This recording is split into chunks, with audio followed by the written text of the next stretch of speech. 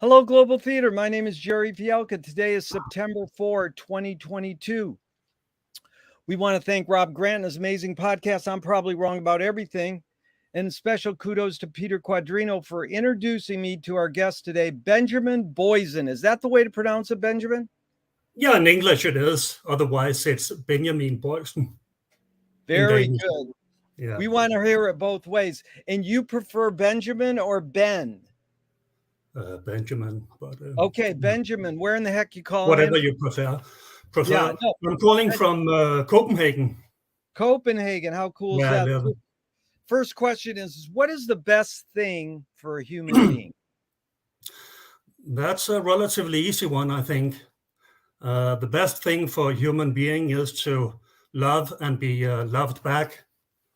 Um, I think the Beatles and especially John Lennon got it right when saying in "All you need is love." That is indeed the case. All you need is love. Um, Sigmund Freud used to say that, or remark that we love in order not to get ill, in order not to get sick. Paul the evangelist says that, if I don't have love, I'm nothing.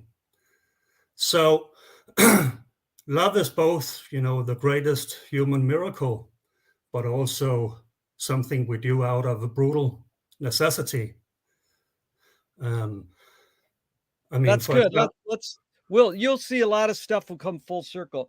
And okay, just fair to enough. the line you said is amazing because it's actually Eden Abe, um, the first proto hippie. He wrote a song for Nat King Cole called Nature Boy. And in the line, this is pre-Beatles, and he wrote a line that goes like this: the greatest lesson you'll ever learn is to love and be loved in return.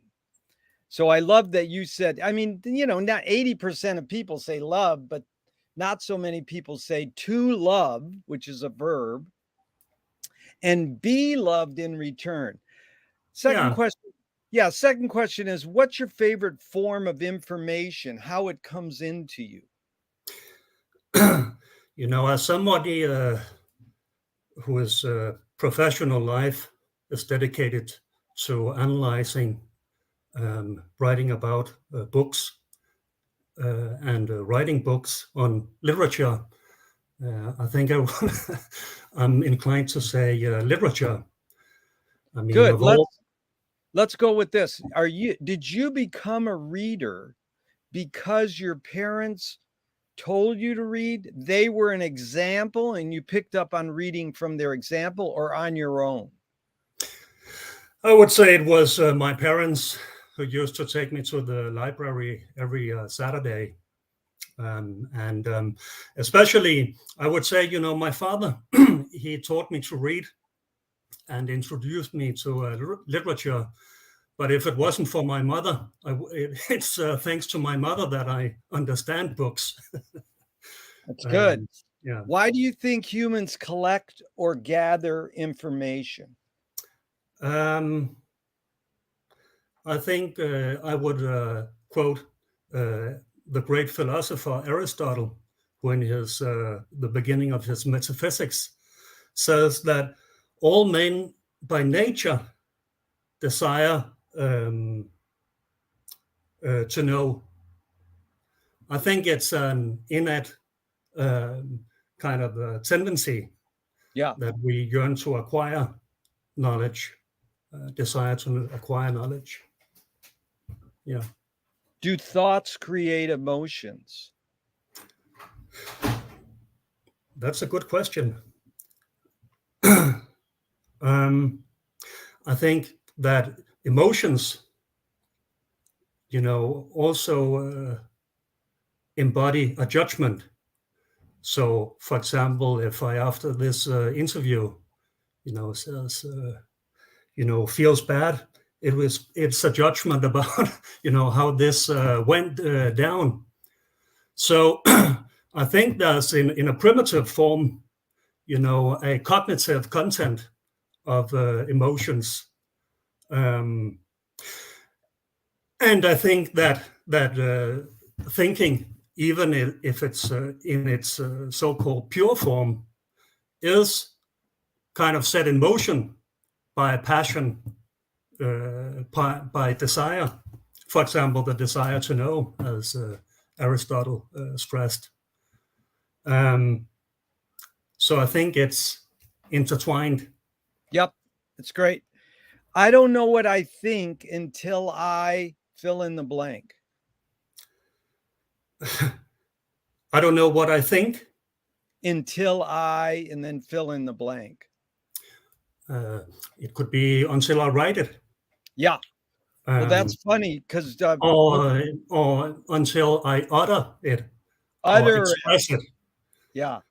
Good Uh, word. so I think that's also why we write books and do things, in order to shape our thoughts, to actualize them, to render them reality. Yeah, McLuhan said, I don't know what I think until I say it. Joan Didion said, I don't know what I think until I write it. So I like yours, write, utter, and express. Can humans think without language? I think that, thinking involves signs. You think about something through signs, through representations. So if the question is, can you think without signs? I would be inclined to say no. I think Saussure, the great modern linguist, who was right when noting in his Cours de linguistique générale that thoughts without signs or words are like a fog. So there is perhaps some sort of primitive thinking going on, but it's unstructured, undifferentiated. But it's a great question. I mean, do animals think? I think they do to some extent. I think they do use signs. I mean, for example, if you have a pet dog and you return back home and it, gets all excited, I think it's because it recognizes you. Yeah. But of course, I mean, we have every reason to believe that's a more primitive form of thinking. But without any means of expressing oneself or, or using signs, no. Yeah. That's anthropomorphizing dogs that we know their language and they have a word that says that means thinking. So I mean, it's good. I agree with you. This is important, and I like your use of the word fog. You said fog, F-O-G, right? Yeah, I did. Yeah, that's Saussure. Right, because that's, again, fog has services and disservices. Being in a fog could enable you to have an epiphany, but in essence, we want to believe, we want to be more conscious and not in a fog. It's like that kind of adjective. But your observations of humans in general, again, it's a stupid question and it's both, but just are we more thinking beings or more feeling beings? I think it's hard to disconnect them. Yeah. I mean, as I said, if you believe that feelings convey an assessment, a judgment, this is bad for me, this is good, this is something I want to pursue. Yeah. That's also a sort of thinking. Yep. Kind of signaling to us that we should behave in this or that way. So a normal human being, I don't think, can kind of stop feeling and thinking. Yeah. Incessantly, perpetually. Yeah. I think it's just two part things. of who we are. we think we can separate feeling from thought because we invented the words. But in essence, you can't. I agree with you. You can't separate them. But we can talk about the more difference, like it's a little more feeling Yeah. more. I'm not saying it's totally the same, but there's Yeah, significant overlap. yeah, significant overlap. But I love Bridget Bardot says, I don't think when I make love. And it's like, good luck. How can you turn off your brain? You're doing the most sensuous bodily activity, and then all of a sudden you're like, it's like a meditation. They go, think I guess about she made love a lot, but did she think when she didn't? I'm not sure of that, but that's another that's point. good. You flip it, yeah, because it's like meditators. They go, think about not thinking, you know. So Chomsky says that a language is not just words. It's culture, a tradition, a unification of community, a whole history that creates what a community is. Yeah. Benjamin, what do you do when language doesn't work? When language breaks down, what do you do? Yeah, that depends on what you understand by breakdown of communication. I think a breakdown of communication would imply that it's difficult to find a common ground. That, I mean, your culture or your premises or whatever kind of your point of departure are so far from each other that it's very difficult to find a common ground. You may disagree about the facts, about values. So I think in order to mollify such a situation or kind of overcome it, you need to try to establish a common ground. And that, of course, involves taking your opponent serious and try to understand what is his motives, what is kind of his premises from which he argues his values or her values, of course, and so on and so forth. But I think it's about common ground, agreeing on the facts, for example. Try to find a common denominator. Yeah. No, and that I was think good. that's one of the really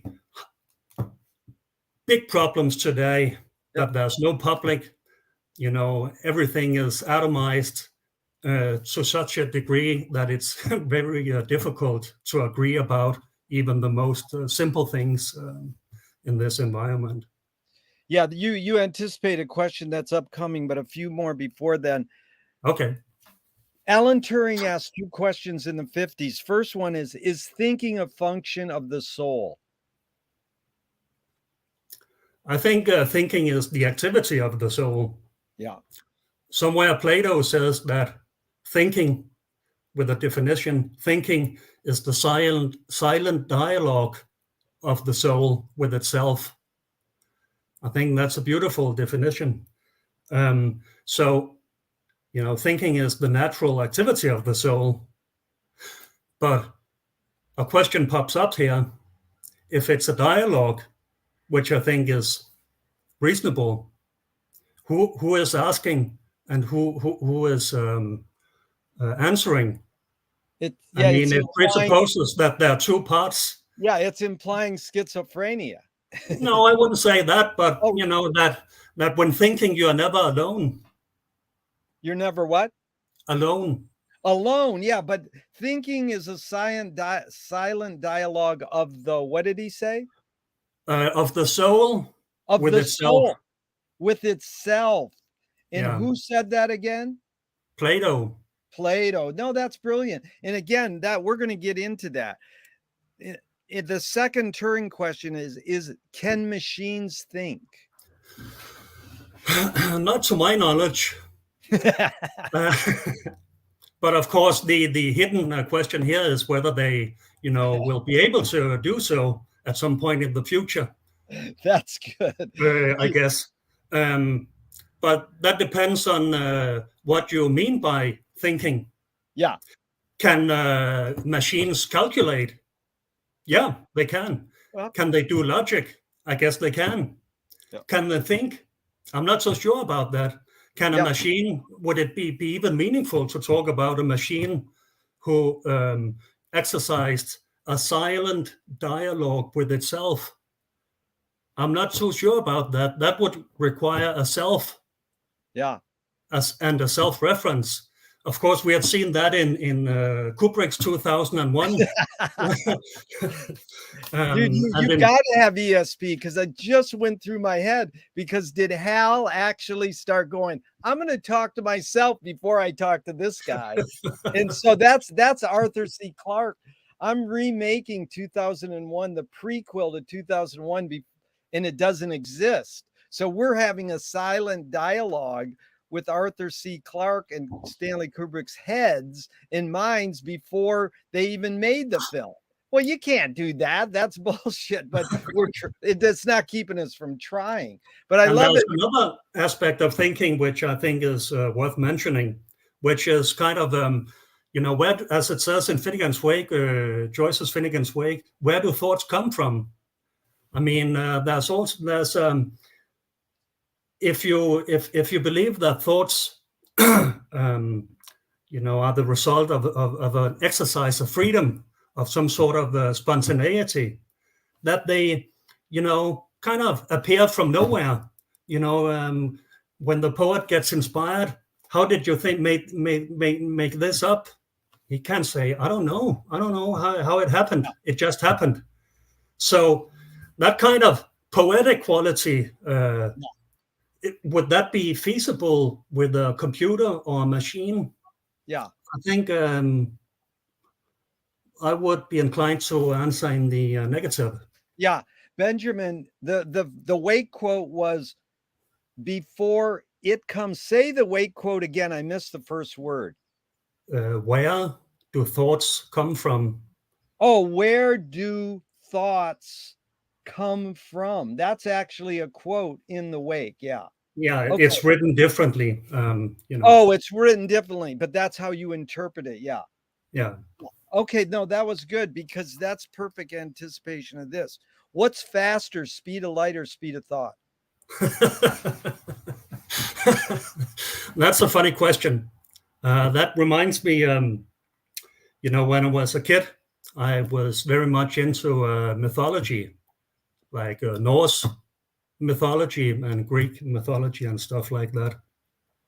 So in the ancient Edda, from Iceland, that describes Norse mythology, there's this episode where Thor goes to the land of the giants who are the opponents of the gods. And he brings two mortal kids, two human kids with him. And with this giant, they make these races, these championships. And one is the kid, Chalfe. He has to run against, one of the giant's kids. And Chalfe is extremely quick runner, but he hasn't got a chance. So before he even gets started, the giant kid, is in the goal, passes the goal. And eventually it turns out it was, fraud. So he wasn't, competing with a real kid, Chalfe, but with thinking. So the thought is always faster. And that makes sense in some respect, because, I mean, I can imagine, the corner of the universe and the other corner of the universe in an instant. Yeah. So I'm free to do that. I'm free to kind of transcend the physical laws of necessity, but only in my mind. Yeah. But that makes a huge difference anyway. No, that's drift. Beautiful. There's no right or wrong answers to any of these questions, but that one you got right. Wonderful. Do you more pursue happiness or more pursue meaning? I don't, I don't know how you would again disentangle, Yeah. happiness from meaning. I think when we're most unhappy, isn't that when things appear totally meaningless to us? Um, when there's no hope, um, Yeah. when it's just impossible to find any meaning in anything. Um, Well, I'm so glad I'm glad you're laughing because that's what this is all about, to have a good time. And yeah, it is that question was from Viktor Frankl because he says meaning lasts and happiness doesn't necessarily last. But yeah. again, just a couple more of these more questions. I know they're stupid, but basically, does the brain more detect consciousness or create consciousness? Like, is consciousness there bubbling away and we're detecting it, or are we actually creating it? I think that thinking is an emergent quality of the brain, but remains irreducible to kind of the physiological nature of the brain, that it achieves a kind of quasi autonomous reality that transcends its physical foundation. But if you smash the brain, then thinking disappears. So I do think it's, in that sense, an immanent quality. Um, and perhaps I would add that, I mean, if you are a psychoanalyst, if you give any credence to the unconscious, to, the idea that a lot of mental processes escape our attention, then of course our conscious thinking is the end result, a very narrow end result of a much higher reality of processes of which we are not even aware. Um, Yeah, that's George Lakoff and the neuroscientists say basically we operate 80% unconscious. But we want to think we're conscious right now. I feel you're 100% conscious and very aware here, and I appreciate it. So the next question is Audre Lorde, the poet, said, "You can't dismantle the master's house using the master's tools." Yvonne Rainer responded to her and said, "You can if you expose the tools." What new tool do you suggest? well, that depends on who you consider the master. We may get more closely into this, but if you ask me, we are, in deep shit at the moment. It's, it's an epoch of deep crisis with inequality, with the democracy crisis, and so on. So I think, one of the first things you want to do is to ask the question, how did we end up here? Why Yeah, is it that, even though that we are aware that inequality, is widening, that it continues to expand? Why is it that when we for 20 years have, or even more, like in the beginning of the 90s, have been aware that we stand ahead of a major challenge with climate change that is going to be brutal and jeopardize human existence and life on Earth as we know it? How is it that we, with this knowledge, that, or to be more precise, why is it that our political leaders choose to ignore it or even fight it, as you can see yeah, with the Republicans in the States? yeah. So I think the first step, the first tool to apply would be to identify the master. Um, I think that would be a significant leap forward if we, identify what It's great. what are the main obstacles here Yeah, that prevent us, the worst from happening. no, sorry, that prevent us from avoiding, making sure that the worst doesn't happen. Because now we're on a suicide path. Yep. Yeah, Benjamin, you really anticipated the flow of the whole interview. So we're going to get to that also. But what do you worry about when you go to bed at night? That's kind of, not I can, with reference to the last What answer. you just said. Yeah, that's fine. I, So, but I think that it's. I think it's difficult to have any hope at this point.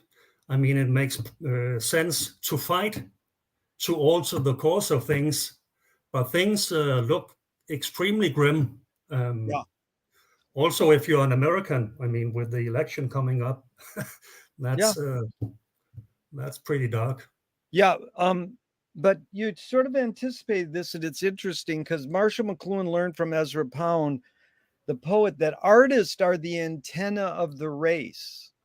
And Mm-hmm. by artists, I mean writers, painters, musicians, artists are antenna of the race. They're broadcasting and detecting the hidden psychic effects of our inventions so that we can learn to cope with what we don't like about the inventions. So we can say there's tools that have, how did we get here? You asked. There are tools that we could talk about, and then we could talk about how humans have used those tools Mm. to get here. So there's two things. And so, I mean, we can sort of separate them, but then how do you tell the dance from the dancer? So it's complicated, but What's basically I asked you the question that McLuhan probed his whole career. Why do we humans, why do we ignore the hidden psychic effects of our inventions, even though the artists are broadcasting them to us? Mm.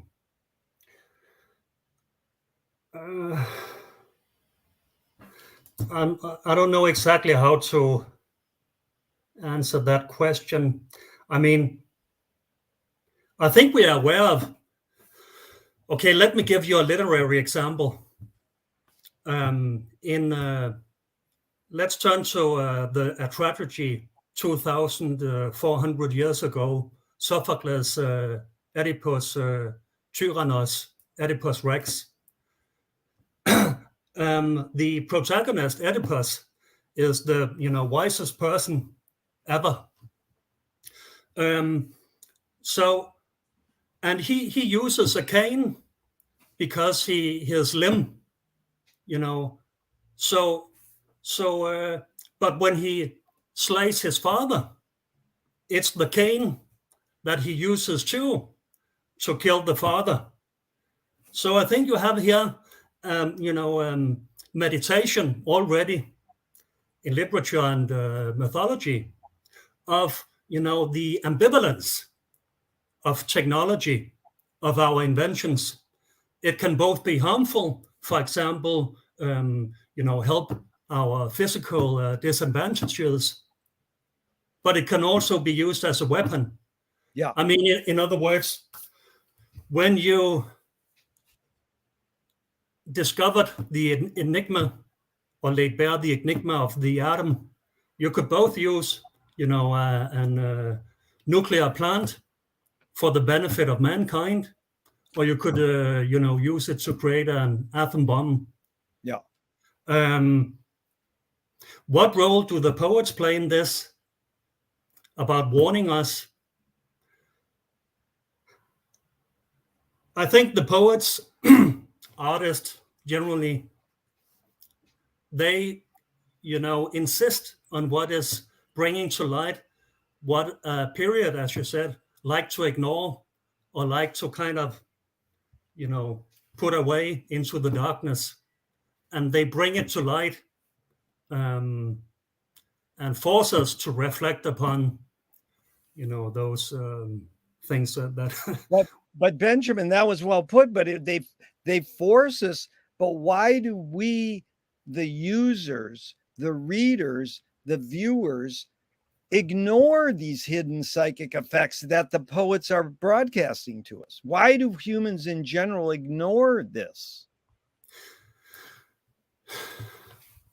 That's a very that's a big question. I mean, if I may make a reference to Joyce again. Yeah. When everybody, all his friends and his brother, everybody, his publisher said, "Why the hell are you writing this damn thing, Finnegan's Wake, wasting your talent writing a book that's that no one can appreciate and read?"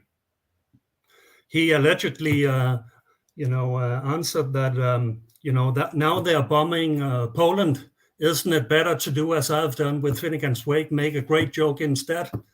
And allegedly, he also said that, if people read the Finnegan's Wake, World War II need never have happened. Yep. But I mean, is that really so? Oh, I think 100%. I mean, that's really what I'm a little more skeptical. That's what really brought us both together, because you brought that out in some essay that I got and read. Yeah, and I must say you're very optimistic if you think conversation will save the world. But let's see. Well, let's get back in 10 years and yeah, no, I usually do that. I interview people every 10 years, but we can even come because check this out.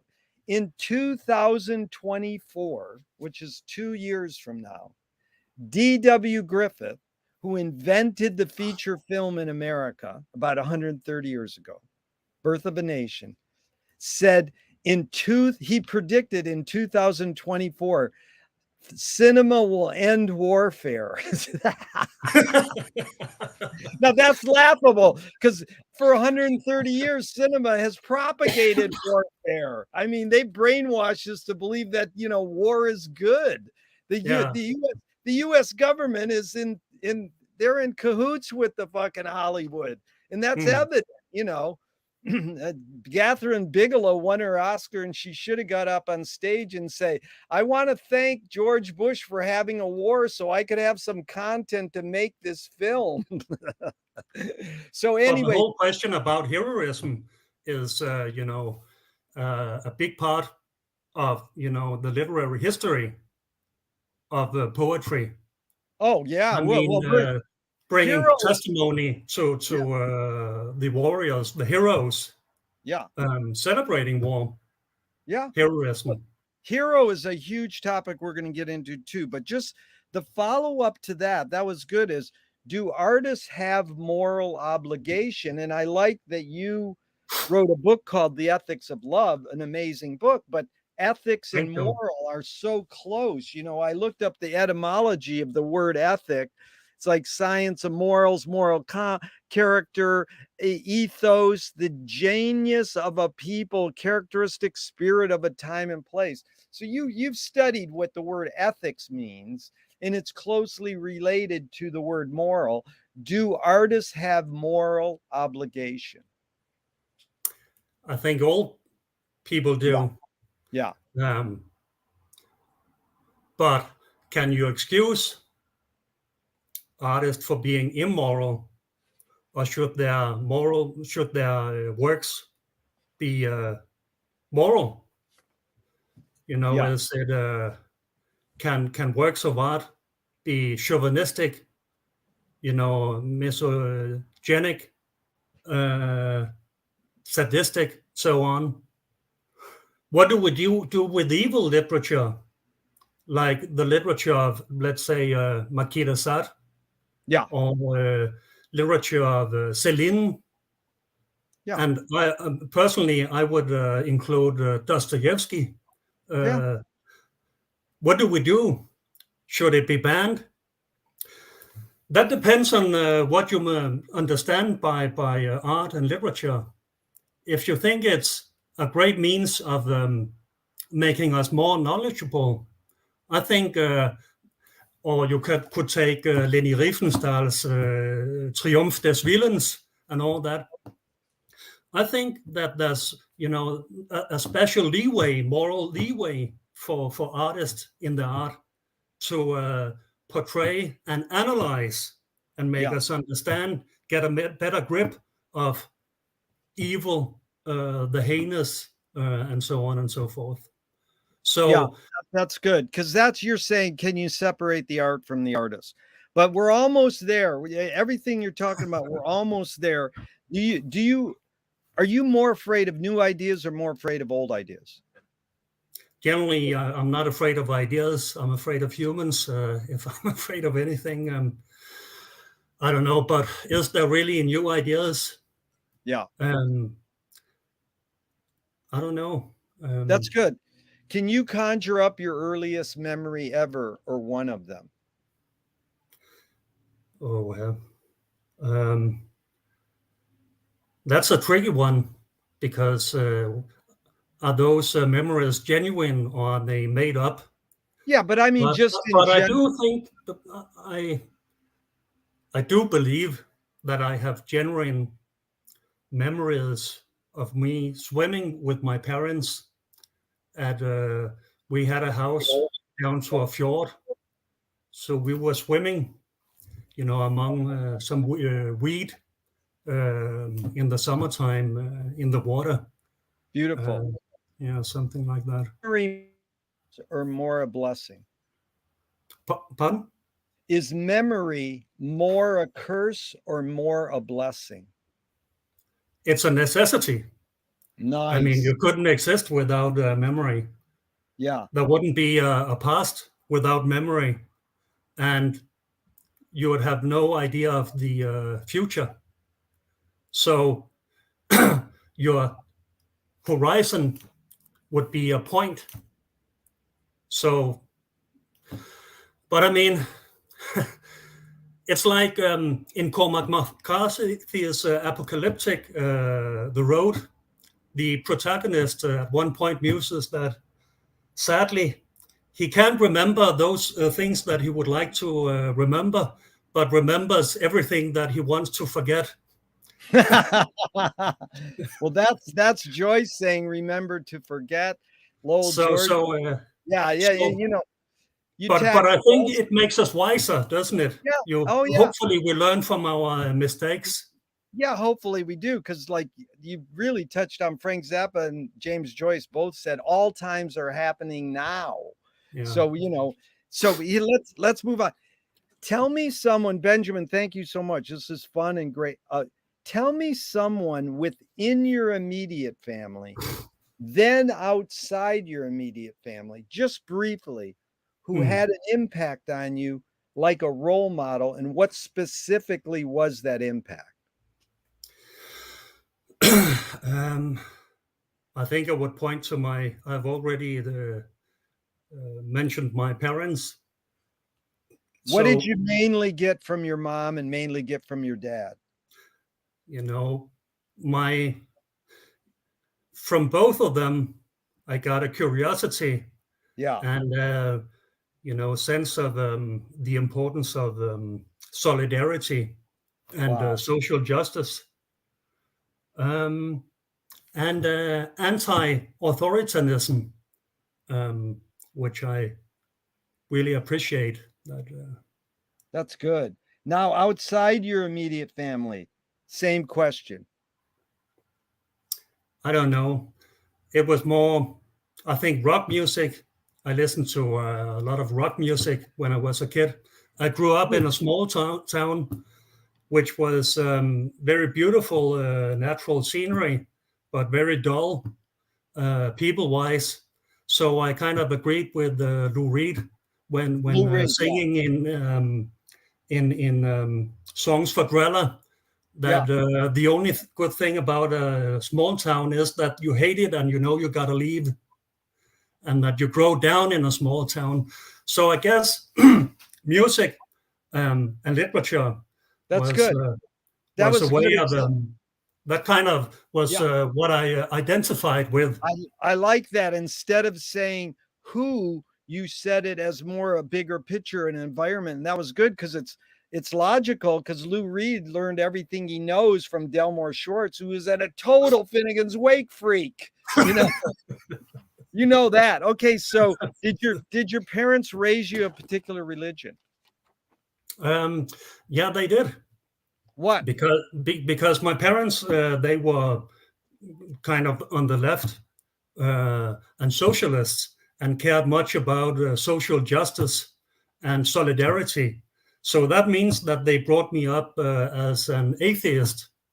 I mean, basically, they, and I guess I follow them in that respect, perceive religion as a moral evil, Yeah. largely. Do you And, pray? huh? Do you pray? That's why I don't pray. I would agree with Nietzsche when he somewhere says that, hey, there's simply not enough love and care and solidarity in the world, that so we can, we simply cannot afford to waste it on something that doesn't Yeah. exist. Yeah. So But that could be disputed. But that was good. Now, just if God does exist, what would you want him to say to you, or what would you like him to say, or him? No, what would you like God to say to you after you die, if if God does exist? as you can imagine, that's a difficult question for me to answer. I mean, that's like asking, what would I do if I woke up from death and met a leprechaun, or Benjamin Netanyahu, or whatever. But okay, let me try to answer it anyway, Good. and suspend my disbelief here. I think I agree with when Voltaire said that if God didn't exist, it would be necessary to invent him. Yeah. I agree with Bakunin when replying that if God existed, we needed to abandon him. Yeah. So if I should wake up in this horrible, most horrible situation, I would probably say, sod off. Ah, see, and you flipped it. This guy did this yesterday. You're saying what you would say. My question was, what do you want him to say, or God to say? But that was good. Yeah, he should just remain silent No, in that case. that's good. I love what you said. I appreciate what you said. But Voltaire said his statement. Who flipped Voltaire's statement? I missed who the source. Bakunin. Who's that? How do you spell that? Bakunin. Oh, Bakunin. Thank you. Okay, so now you led to this perfectly. Thank you. Do evil people exist, or does evil use people as a vehicle? Well, as I neither believe in God or the devil, I would say the first. Evil people exist. Yeah. Yeah. Okay, What does it mean? Yeah. But this is the follow-up question, and you'll be able to answer it. Suss it out. How do you advise someone to deal with an enemy? And I'll set it up with a few modern thinkers. Alan Watts says, if you acknowledge your enemy, you empower them. Coppola stole from the mob and the samurai. Keep your friends close and your enemies closer. JFK said, forgive your enemy, but don't forget their name. And Fellini says, I need an enemy. So it's a lot of thoughts. The basic question is, how do you advise someone to deal with an enemy? But first, how would you respond to Alan Watts? If you acknowledge your enemy, you empower them. I mean, that's to me, that makes no sense. Yeah. I mean, that's like saying to the Palestinians in Gaza, you shouldn't acknowledge the existence of the Israeli who bomb you, and do these atrocities perpetually.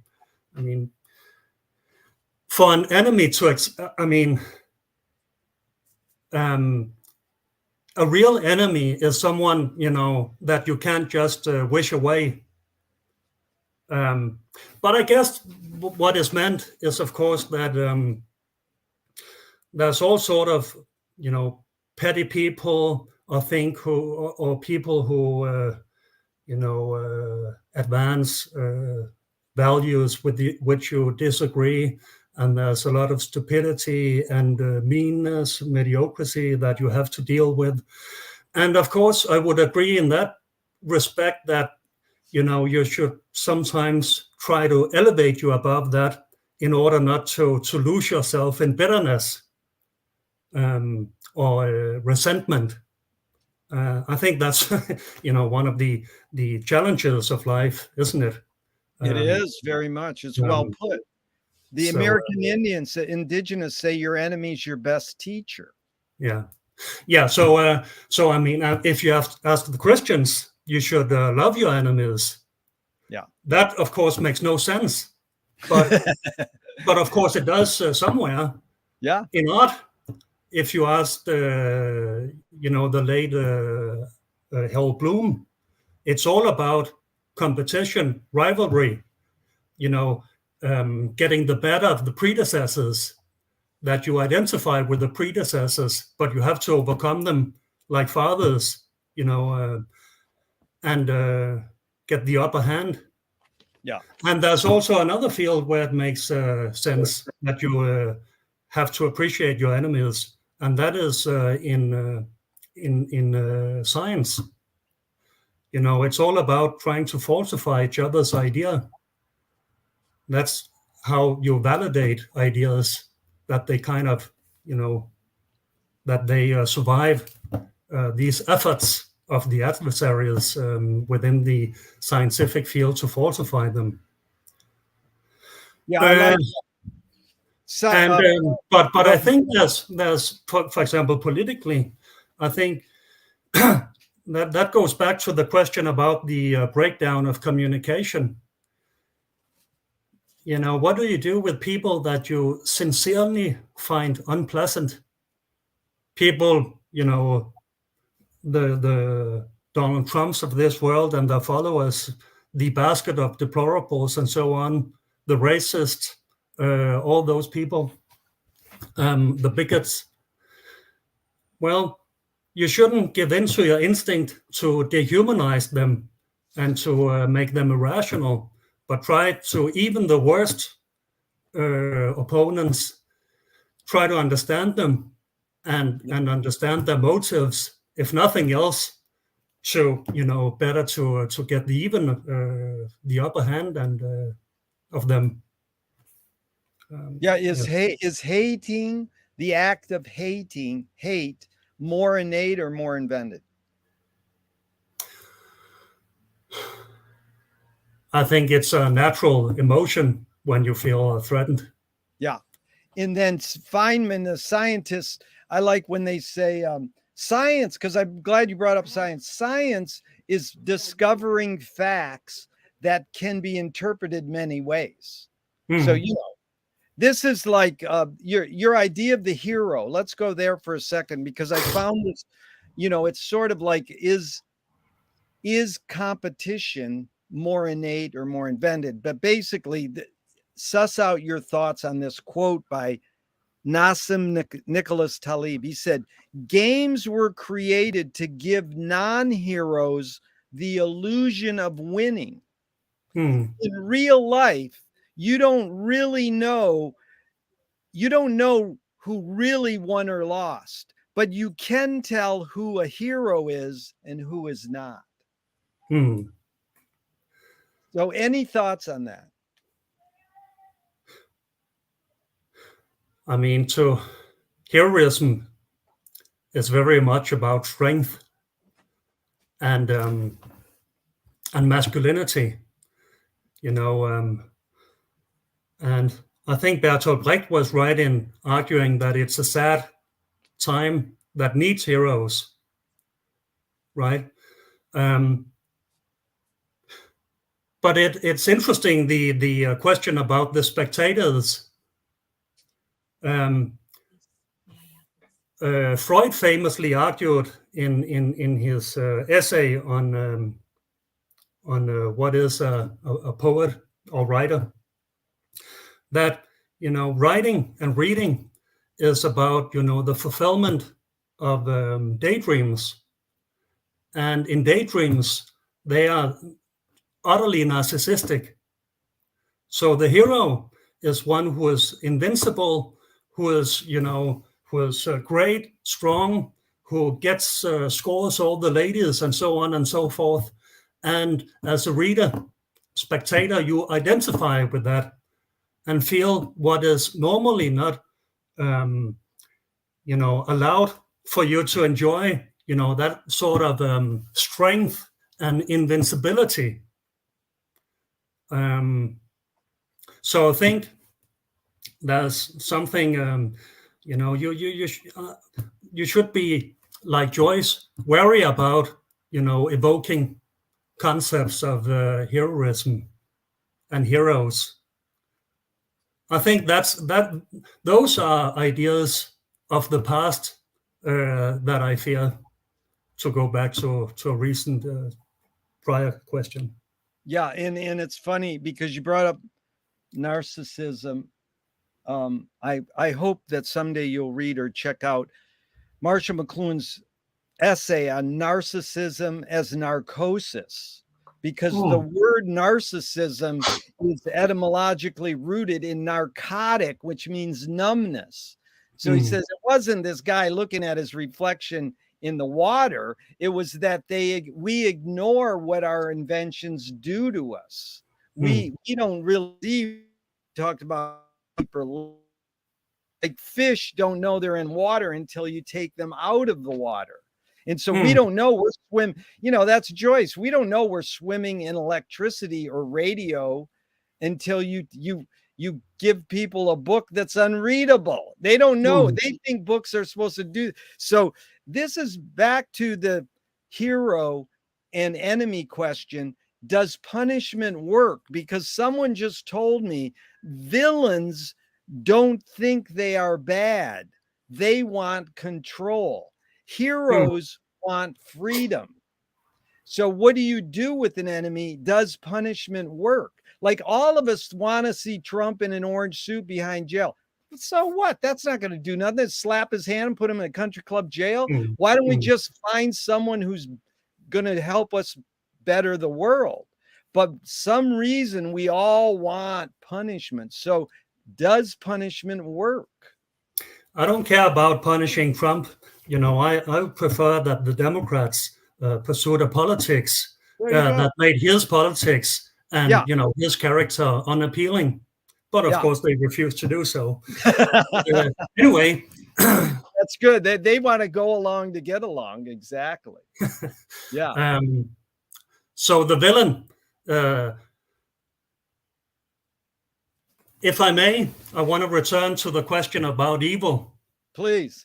There's a long tradition of perceiving evil from Saint Augustine, up to the Middle Ages and beyond, as a privation of being. Evil as nothingness. It's negating the creation. So, for example, if you read Dante's Inferno, where you in the last song come across the devil. Here's a silent, almost sleeping giant in this frozen 0 point. Virgil and Dante, in order to get up to purgatory, they pass him, walk on his fur and pass him. He's unconscious. He's not really alive. Here's the negation of the creation and being. But then enters modernity, individualism. So, for example, in Milton's Paradise Lost, like 300 years later or so, or more, Lucifer is this proud, super eloquent intellectual who is pursuing freedom, who says, I can't remember when I was born. I don't, acknowledge being indebted to anybody. I'm self-begot. I'm my own. Non serviam. I will not serve. And thus starts, a whole modern tradition of, hero villains or for example, the hero villains in Shakespeare, who Hegel in his lectures on aesthetics, say they are fascinating, appealing. Why? Because they appear as free artists of themselves.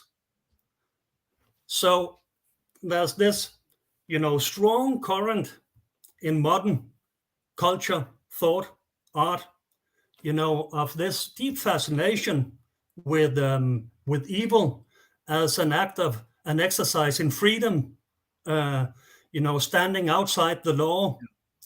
To this day in popular culture, look at the repeated fascination with the Joker, right? Yeah. A nihilist that is bound by nothing, who sets up his own rules and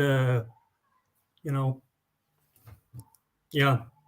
It's really, really good. Look at But in reality, evil is a reaction to a deep sense of powerlessness.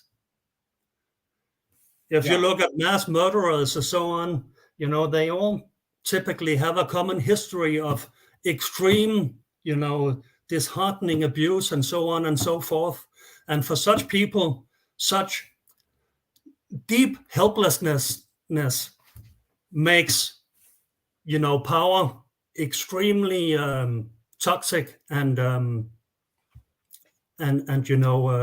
intoxicating. Yeah. I believe. A lot of great words there, and you really communicated clearly. I appreciate this. It's not like over my head in like huge academic, like Joyce conference terms. You're like talking, you're like talking to me as a normal human. I appreciate that. I think I guess you are. I don't know you that well. you communicate it well, but I had to tell you, Bob Guccione Jr. said at some conference once, he said the Catholic Church invented the devil as a marketing tool. Yeah. Which I thought was great. It was like, hey, if you follow us, you won't get into this. So and then it goes to like John Waters, the great filmmaker, made 13 films. He said, I rooted for the Wicked Witch in The Wizard of Oz. Like he's rooting for the bad person, and we're all like, hey, he turned out okay, I guess.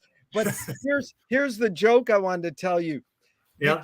You get to hell, and the devil's standing there at the gates of hell, and you look in and you can see that they have Zooms on Finnegan's Wake, and you go, wow, you have Zoom conferences on Finnegan's Wake in hell? And the devil goes, that's all we have. So anyways, Joyce was the first projectionist in Dublin. Volta Cinema. He allegedly basically checked out. He said, this is stupid. Why should I go inside a building and see a movie of a tree when I can go outside and see a real tree? Years later, Faulkner said, sometimes the best fiction is more true than journalism. Why do we have to recreate things in order to get them? Benjamin, why do we have to go to a theatrical play of people acting out life? Why don't we just live life? I mean, if you consult, again, Aristotle, who actually wrote a piece on tragedy, he says that, what is most truthful, what is most philosophical? Is it history writing or is it poetry? Yeah. And what do you think he answers? He says, well, it's poetry. Why? I mean, isn't history writing more down to facts? And as Aristotle says, well, poetry, that's about, what might have happened, about potentiality. Essentially fiction, right? How can that be more truthful, more philosophical than history writing that basically, tells it, then this and that happened. and you can verify it, Yeah. which you can't with the poetry.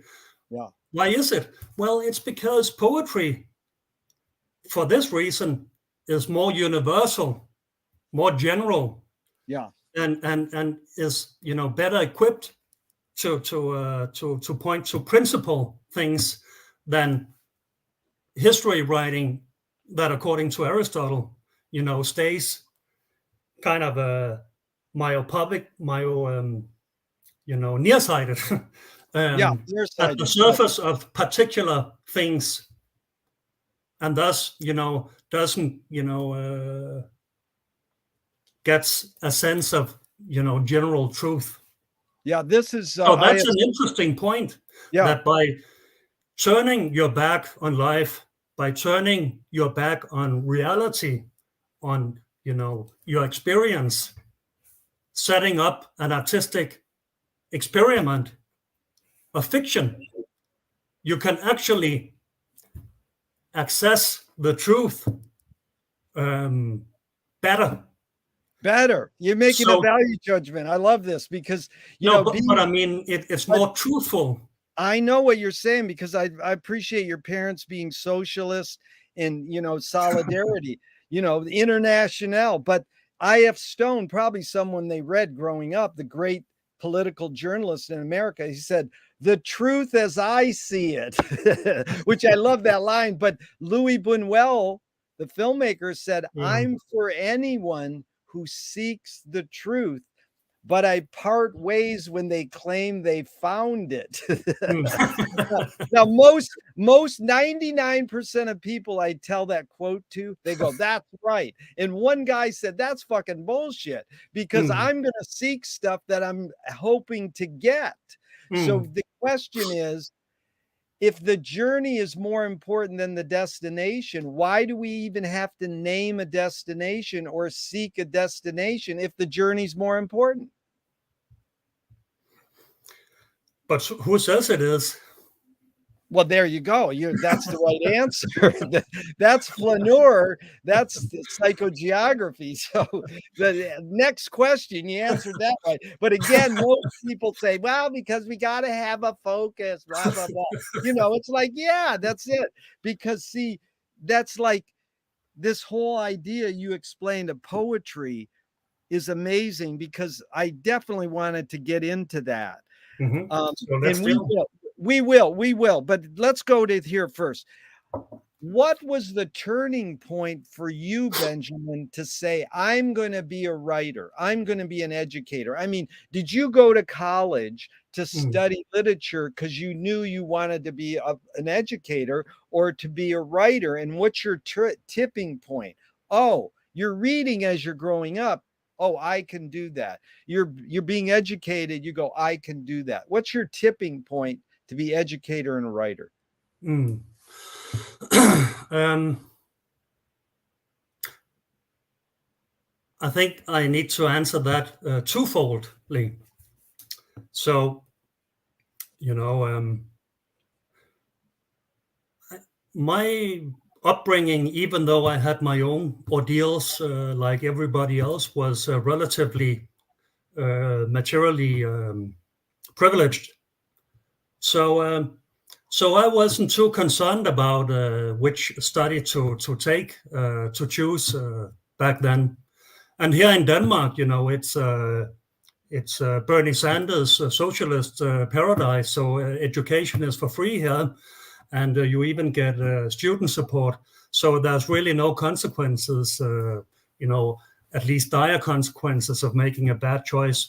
So I was like, I like reading books, and why shouldn't I start reading comparative literature? And then I quickly discovered that I was very passionate about it and was good at it. So that kind of, was natural that I should pursue that goal. But I would say that, and that perhaps goes back to the question about feeling and thought. Thoughts and thinking is also about kind of achieving, knowledge and some mastery of your situation to understand the situation you are in. So as a kid, nature, books, films, music made a very, intense impression on me. It really affected me in a way I didn't really comprehend it. So hence arose a deep-seated need or yearning to understand it and eventually understand myself, to gain some self-consciousness, right? Why is this affecting me so? So I think, from a biographical point of view, that's why I pursued the line of work that I did. That really well put, Benjamin. The next question is, a screenwriting teacher told me a great art or great film is when you can clearly see the intention of the maker. Kubrick says the film not intention of the maker. What role does intention play in your creative process? When you're writing Ethics of Love, when you're writing your book, what role does intention play?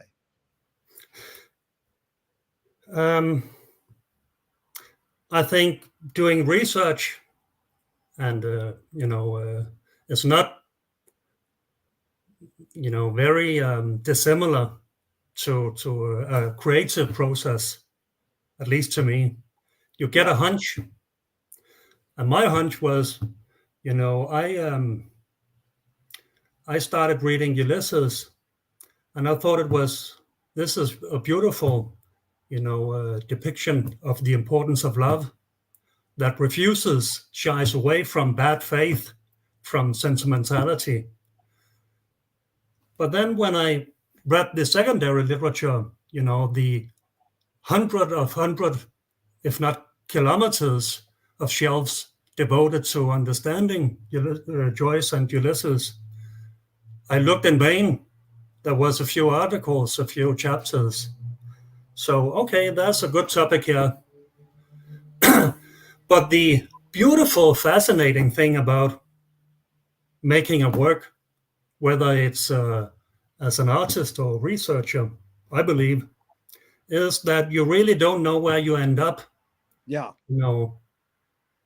So it's a process of clarification, and the end result, you don't have that in advance. You don't have the conclusions. You have an intuition, some ideas, some sketches, but it's a discovery. It's a voyage. Otherwise, it wouldn't be worth doing if you knew it in advance. Then it would just be writing down, facts.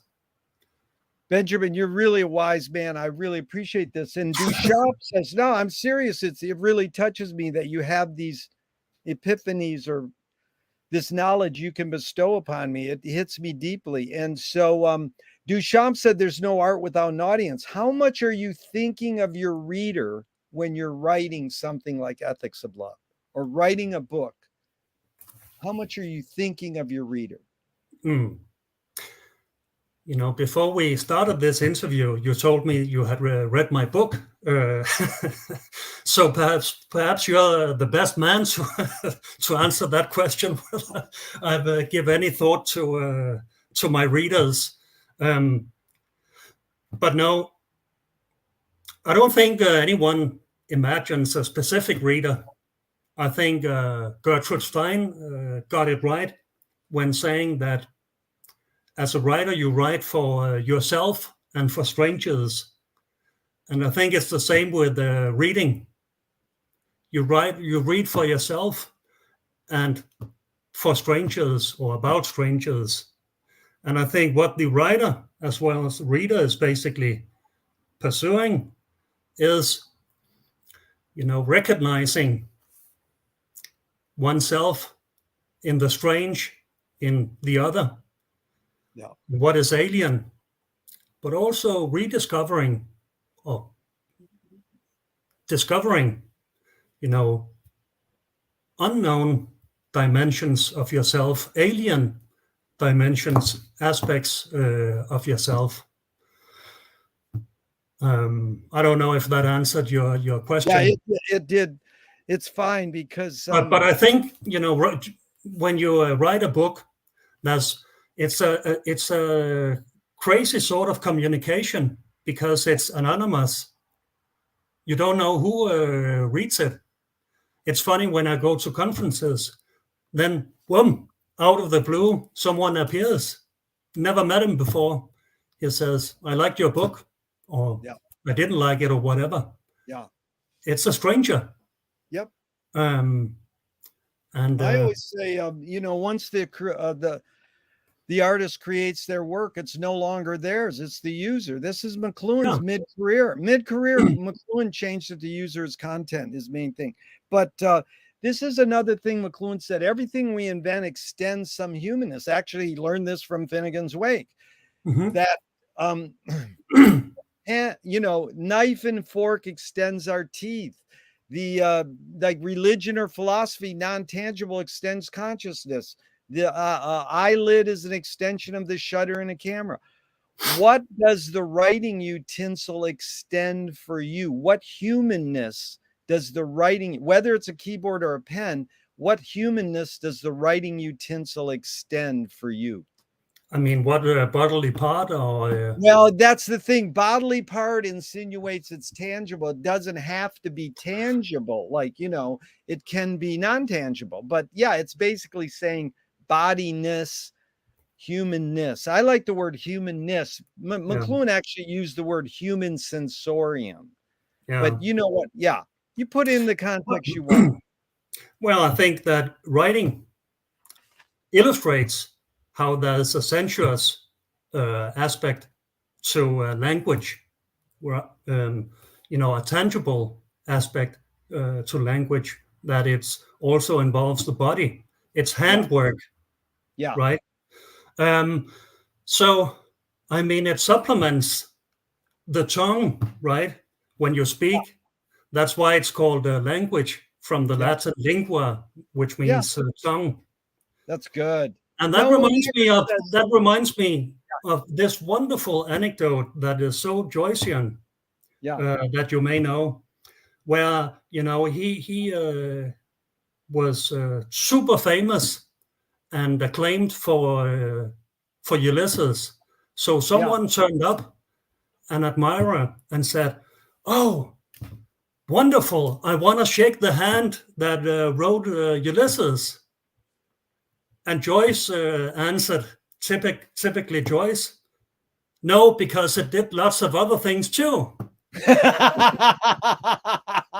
That's like W.C. Fields, too very much wakey and things like that. He said, don't drink water, fish fuck in it. Yeah. And But then, so yeah, always with Joyce, you know, it's funny, obscene, but there's also seriousness to it. yeah, So in that respect, I mean, the sexual dimension is also part of it.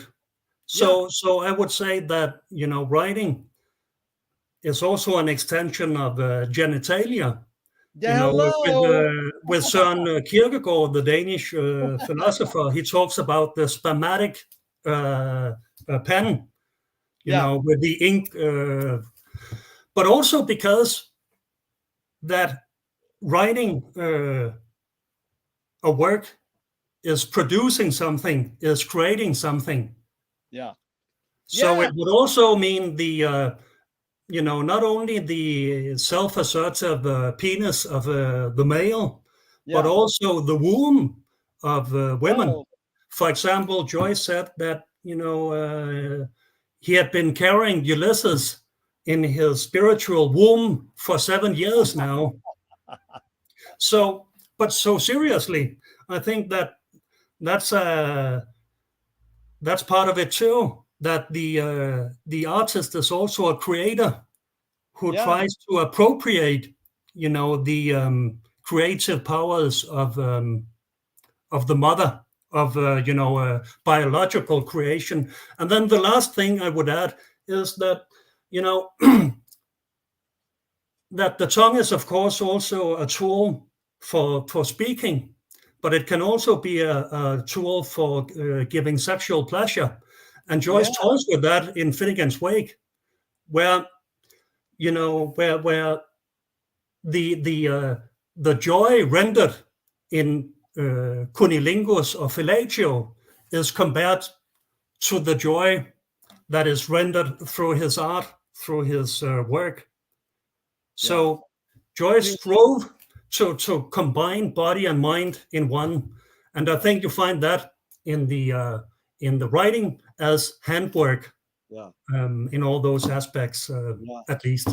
Yeah, Benjamin, that was amazing because I thought that would be a fast throw off question, really fast, like the big Dante, the guy who reads the Dante meeting at Sweeney's. I says, what does it extend for you? And he says, tears. And I was like, oh, he's a poet, and the pen extends tears. That was a good answer. But Petrarca says that too in his love poems for Laura, that he dips.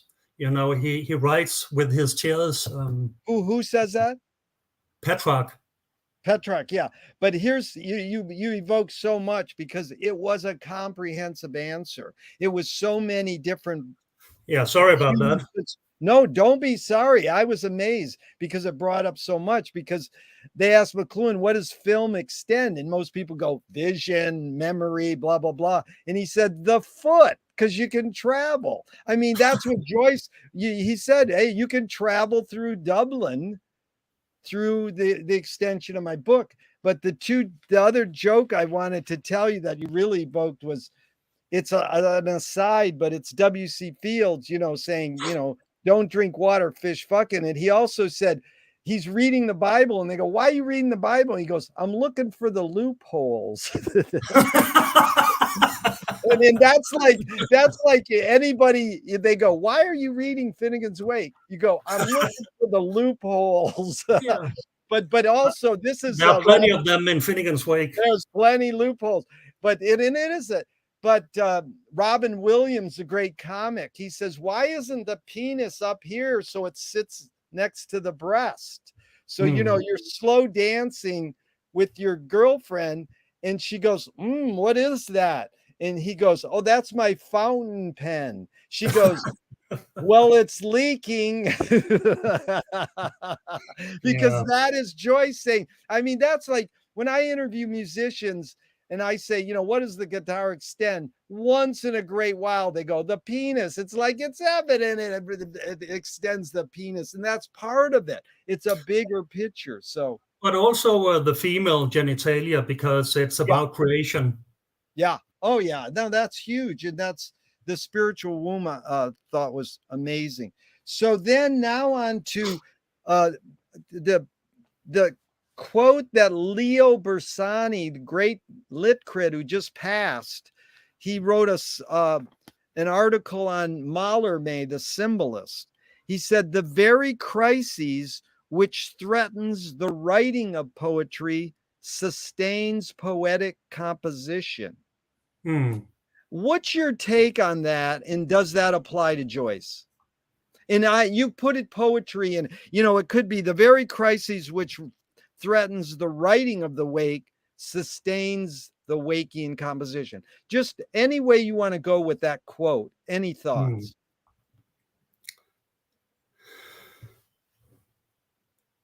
I think that if I may return to a question about, why don't we just live our lives? Yeah. And earlier I quoted Freud and his essay on the writer, the poet, Dichter in German. Why do we enjoy art? Why do we make art? Freud's answer is that, why do we wish for anything? Art is a wish fulfillment. And why do we wish for anything? It's because we don't have it. It's because we lack it. because there's something, fundamentally unsatisfactory about the present situation. So if you're a happy camper, a happy pig, why the hell should you be interested in art, Yeah. in going to the movies and so on and so forth, or create books, with the utmost toil and pain. So I do believe that the impetus behind writing and reading, enjoying art, aesthetics, is a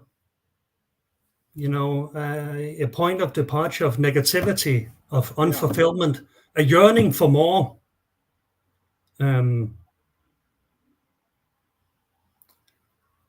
I think. Well, that's good. Let's go on, because time has flown, and I wanted to ask you really quick.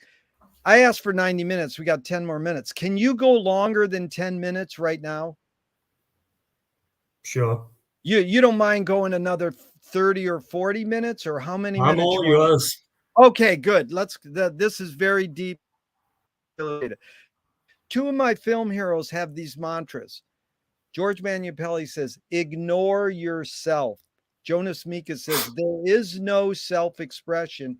And Cecil Taylor, the great jazz musician, said, I'm just a vehicle, and this stuff just comes through me.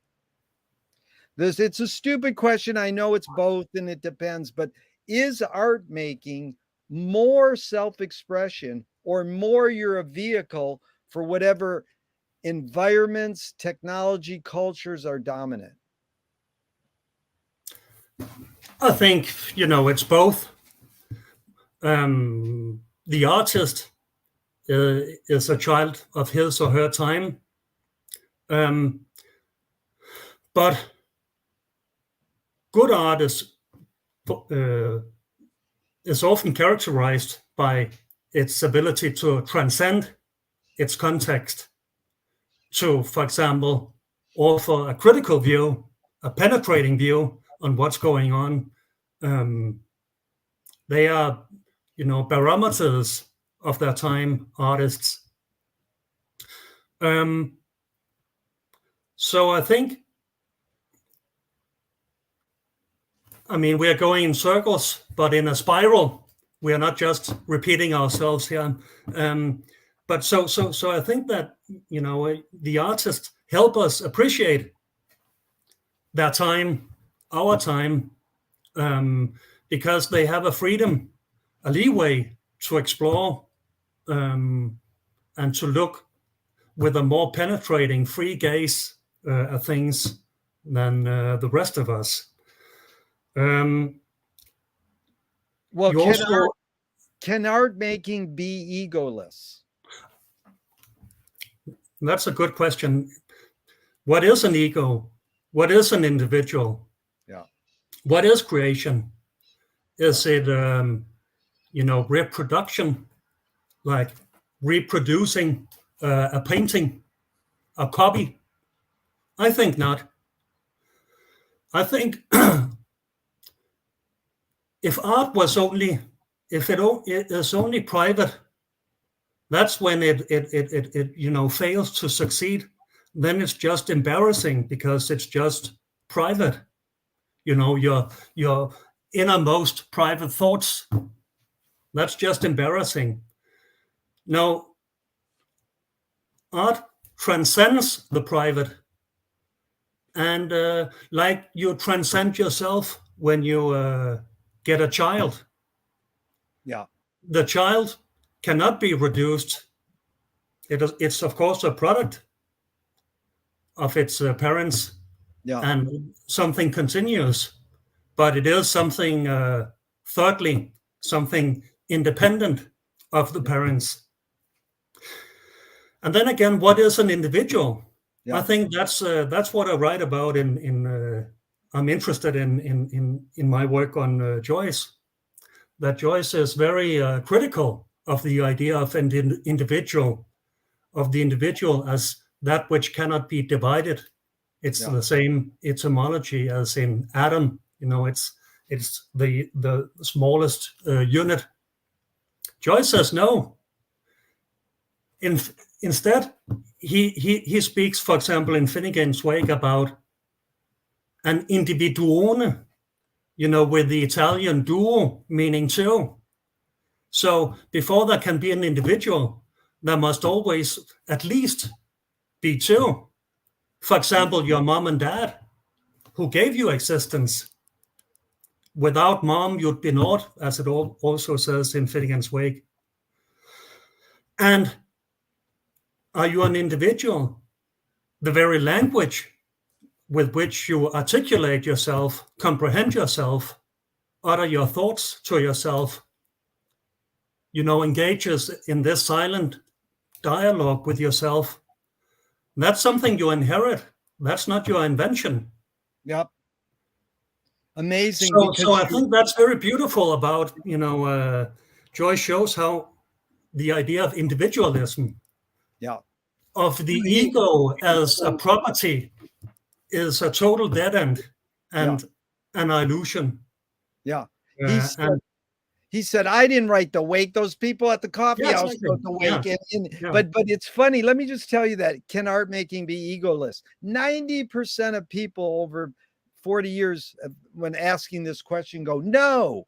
And then someone finally said, good art is egoless. And I went, whoa. And then last week, someone said, good art must be. No, she didn't even put the good.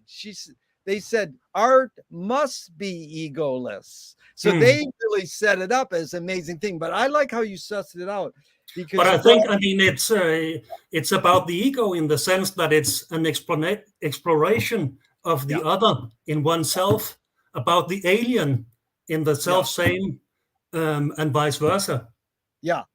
So it begs for this, you can say it right. I can't even pronunciate it. Even though I got a good education, the obliteration of the atom. What's the line in the Wake? The annihilation of the atom. It's like, those four words really, it's like etymology and atom.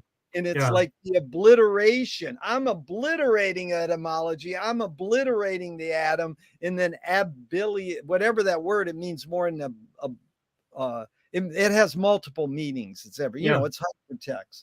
But that's exactly my point. That what was thought to be an atom, something that couldn't be divided, could be divided. Then you get protons, electrons, neutrons, and then the whole history about quarks. A quote, a word picked up from Finnegan's Wake, by the way.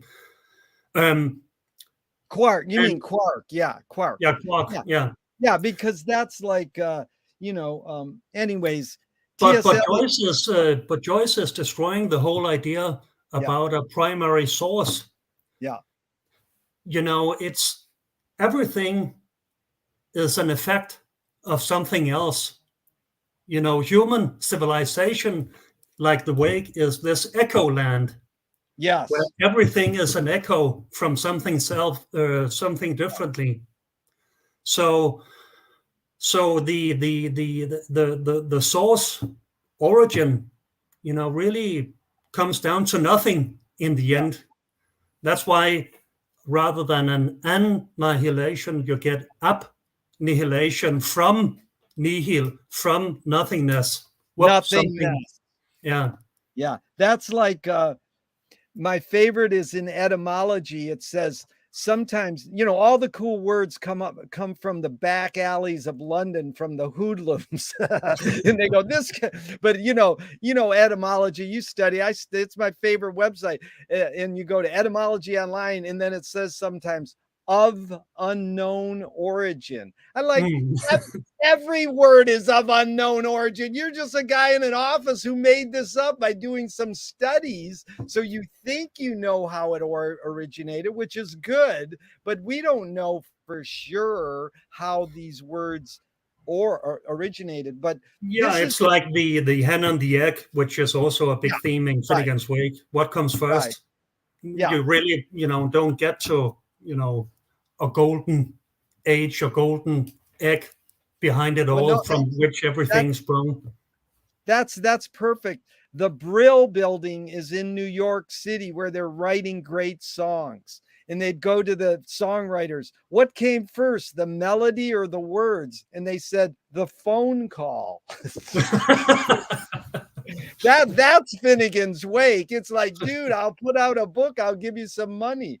So, you know, that's we're going to get into the Wake in a second.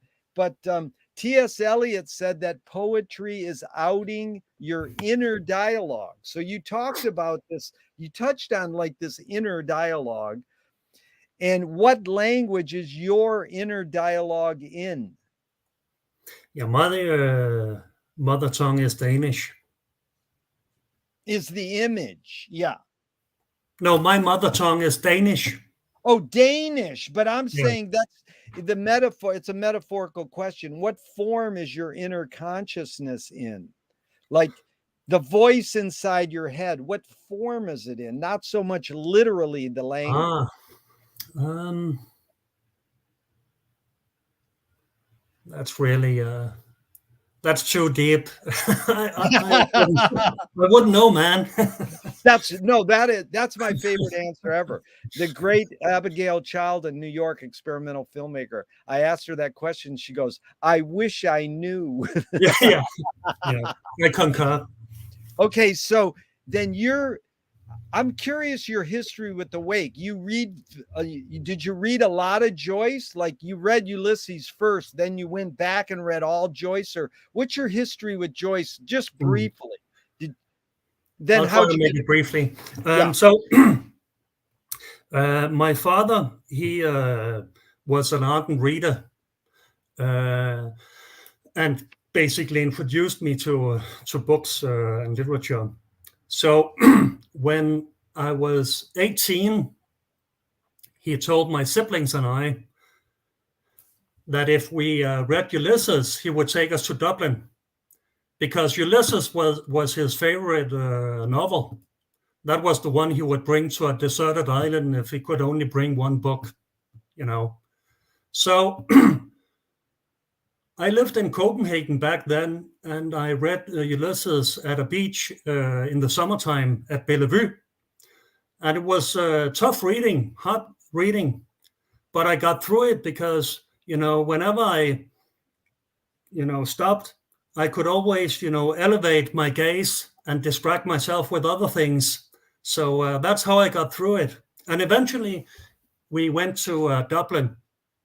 And then I started reading Ulysses a little more meticulously as a student. And I thought that, this is going to be my major, love in Ulysses. And I wrote about the earlier works and Ulysses and had like 300 pages. So I wasn't so acquainted with Finnegan's Wake. It was more sporadic, gazes here and there. So I was thinking that I just need to complete it with a nice little perspective on Finnegan's Wake, and then we are good to go. But then what I did was I read one page per day for like 2 years. And then I got totally lost in the Wake maze because the theme was so rich. And it took me, I think, 7 years to complete my book. And I felt like these characters that you perhaps also saw as a kid, in the cartoons, that keeps chasing a wall that disappears in the horizon. Come on, give in.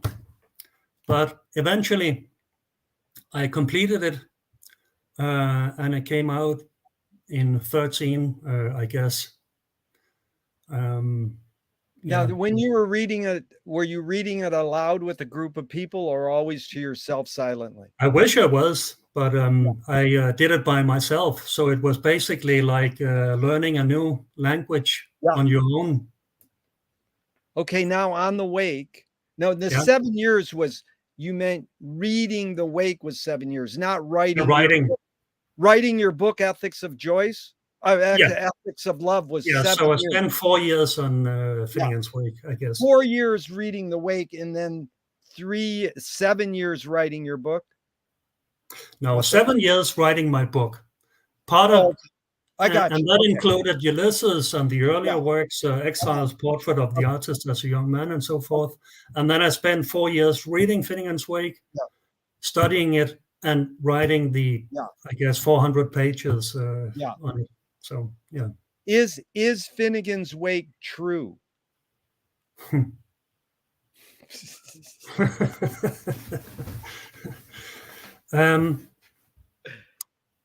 As you know, Joyce made the distinction between Ulysses as a book of the day Yeah. and Finnegan's Wake as a book of the night. Yeah. That's why, with a pun on the Danish word nat, which means night, is written in nat language, language of the night, which means language that is really not language in any ordinary sense. So Finnegan's Wake is not, you can't fact check the truth of Finnegan's Wake. But I believe that Joyce succeeded in saying something extremely profound about the chaosmos of alle, the chaos and cosmos of, again, with the Danish alle, it means everybody. Yeah, exactly. It's like you can fact check the Wake. You go into Google and you put in Google every word from Finnegan's Wake, and then Google is this thinking computer, and it goes, "Do you mean?" Or it used to say, "Do you mean this?" And that's funny. When I wrote, my text on Finnegan's Wake and quoted all these crazy quotes, the word processor, Microsoft word processor, would go in and autocorrect it. Well, the autocorrect, that is Joyce. That's called. So I always needed to be pay attention, to the quotes not being distorted by the the proper words inserted by the word processor. But that's Joyce invented auto check and disguised it as a book. That's what Finnegan's Wake is. Joyce invented whatever's going to be after the internet and disguised it as a book because people think they're reading a book. But the other question about the Wake, but another one is, how much, just your hunch, your guess, how much did Joyce get the Wake and how much do you get the Wake? 0 to 100%. Like, what would you just guess on yours, just off the top of your head? I think I would like to rephrase your question. Go ahead. Because, what does it mean to get something? I think that whole model of reading doesn't apply to Finnegan's Wake. Reading Finnegan's Wake is an encounter. Yeah. Where, you are affected. Reading, generally speaking, also is more like a dialogue, a conversation. And, if somebody after this interview, a friend said to me, how much did you get, Jerry? Like 0 or 100%? I will kind of say that's besides the point. Yeah. Because, a conversation is not about identifying what each partner means, but about discussing a matter that's outside of the two, partners conversating. Yeah. So I think there's something more unpredictable of, encountering Finnegan's Wake that simply cannot be reduced to a question about getting it.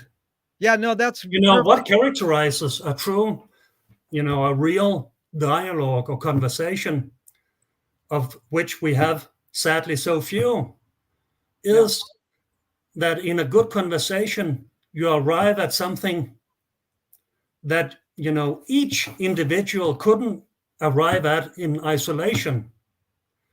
And Yeah. I think that's how I like to, perceive what we do when reading, but also perhaps writing Yeah. literature. No, brilliant, Benjamin, because Bob Dylan said he learned from the Bible. Don't ever tell anyone everything you know. So when I meet somebody like you, like I want to tell you everything I know, so I can bounce it off you and say, and then try to suss out like what in the heck do I know? And then Mm. this guy Chris, he translated Finnegan's Wake into Polish. I interviewed him the other day. Yeah, Oh, really? No, yeah, I it's don't. a good balance between all the same questions to two deep Joycean Wakeans. And he kept saying the wake does not exist.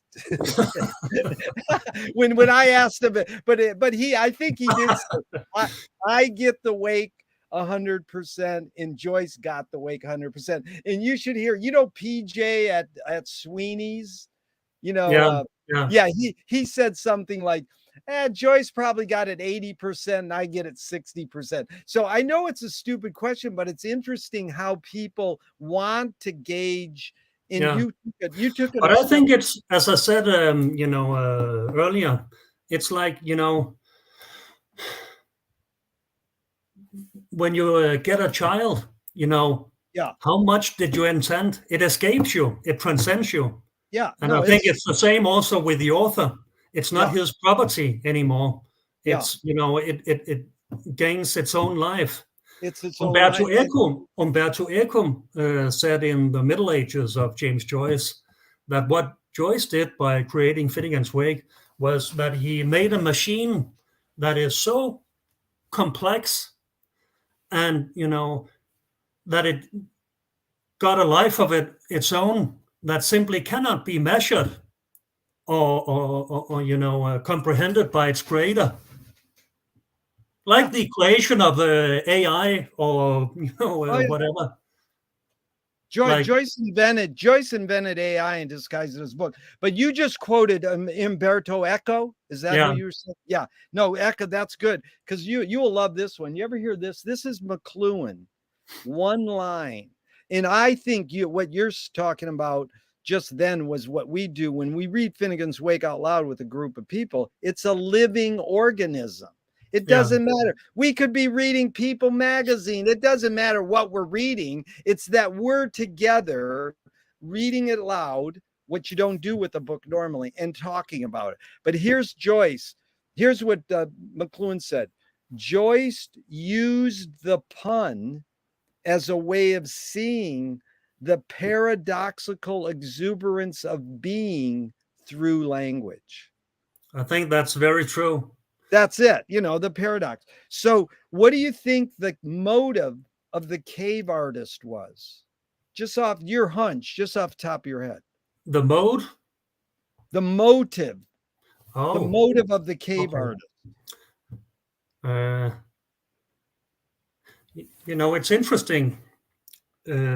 Each Homo sapiens, every human living today, carries a lot of the gene mass from the Neanderthals, and they got extinct like, I don't know, 50,000 years ago or something like that. But the reason why we carry it is because we had intercourse with them, and we had babies with each other. So they must have been somehow similar to us. But unlike the cave paintings of Homo sapiens, we don't have any cave paintings or artworks by the Neanderthals. Yeah. So what does that mean? I think that's a profound question, because if we had babies with them, they must have been not totally unlike us, not like a giraffe or whatever.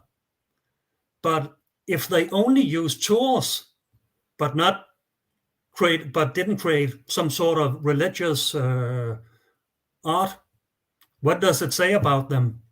I think the cave paintings about, the cavemen, they mirror themselves. There's an anecdote in the Roman, one of the Roman history writers, about the origin of drawing, and it says that the origin of drawing was, someone writing his, drawing his own shadow.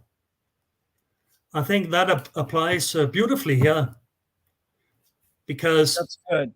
Yeah, because in order to comprehend yourself, to achieve self-consciousness, you have to exteriorize yourself in something differently. For example, in a mirror. So I think what you're witnessing in the cave paintings is the birth of, the self-consciousness of Homo sapiens. Yeah, it's brilliant, brilliant, brilliant. Okay, so that's the origin of drawing. That's the great joke. The kid gets to the point, like 6 or 7, he realizes his dad goes to work and has a job. And he goes, "So Dad, what do you do for your job?" His dad's an art teacher. And he says, "What do you do for your job?" He says, "I teach people how to draw." He said, "You mean they forgot?" So that's also, have you ever read Bob Dobbs' 10 Thunders of Finnegan's Wake? You should, anyways, at some point, you might check it out. He explains the 10 Thunders of Finnegan's Wake. He was a McLuhan's archivist, and he came up with this thing that's Joycean complete, is android meme, is that when we invent something, then it has hidden psychic effects. Like pens have these hidden psychic effects. Like you almost said, this is the hidden psychic effect was this guy's trying to figure out who he was. No, he's trying, people say, why do we have cave art? They go, well, to evoke what you want to kill. They're bored. They give me all kinds of reasons. But this was a little more hidden psychic effect. He says, what humans do is we imitate the hidden psychic effects of our inventions, and then we disappear, and then they talk to each other. That's called the android meme. So it's just like Finnegan's Wake reading clubs are talking to Finnegan's Wake reading clubs, and there's no humans. It's just the wake talking to the wake, and Joyce is up in heaven going, they think there's meaning here. I always say there's no content in the wake, and people go, oh my God, that's horrible. I said, no, it's just language about language. So what's more important, conviction or compromise?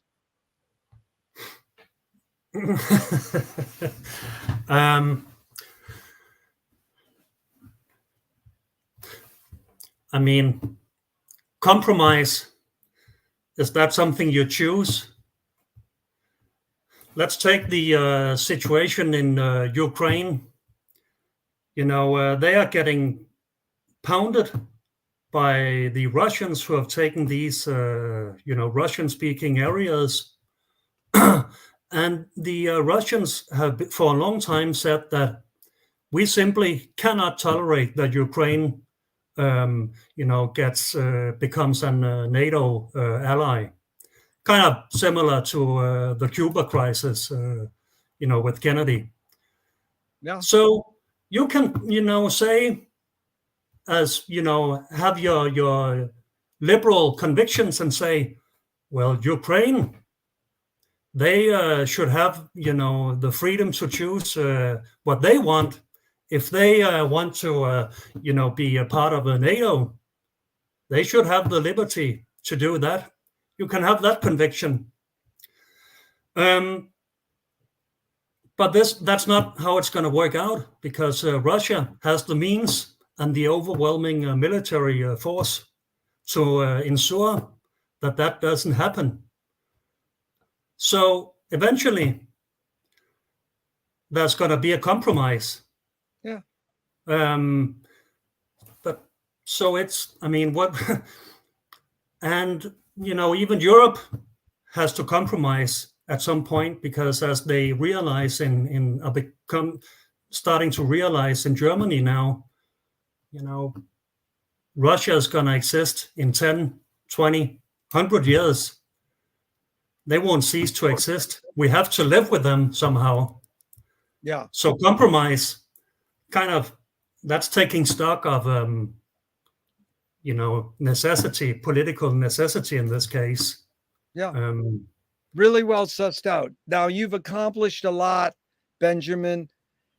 In your accomplishments, rate these three elements: luck, skill, and ambition. What played the biggest role, second and third? What did you say? Luck, ambition, and skill. I think a lot had to do with luck. That you associated with the right people, and that you kind of were lucky to trigger an interest.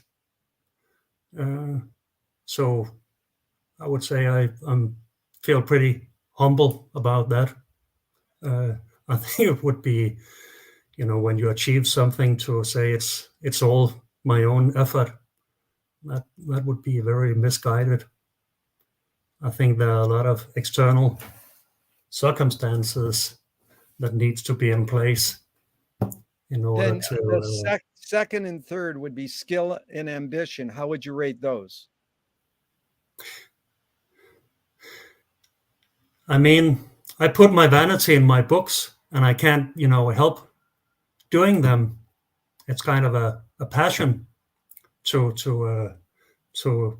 comprehend these things. I don't know if I would call that an ambition.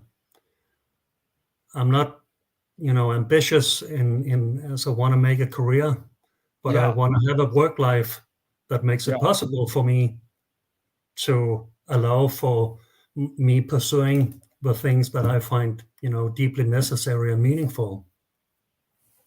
Here, this guy, the music conductor, orchestral conductor, told me compulsion. So he added, he said it's more compulsion. So that was good. Let's move on. Is perception reality? Berkeley thought so, but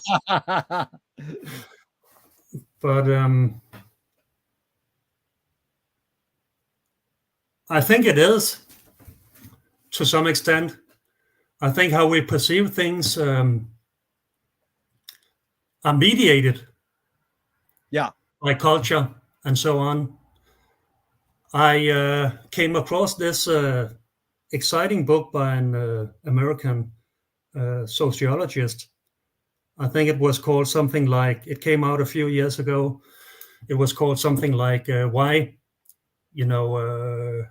women had better sex behind the iron carpet. And what she did was to, statistically study these surveys where women in the West and women in the East, in the communist Eastern Europe and Soviet Empire, they answered all these surveys. And apparently it turned out over the decades that women from the East claimed to enjoy sex much more than women in the West, and felt more fulfilled and free in many ways.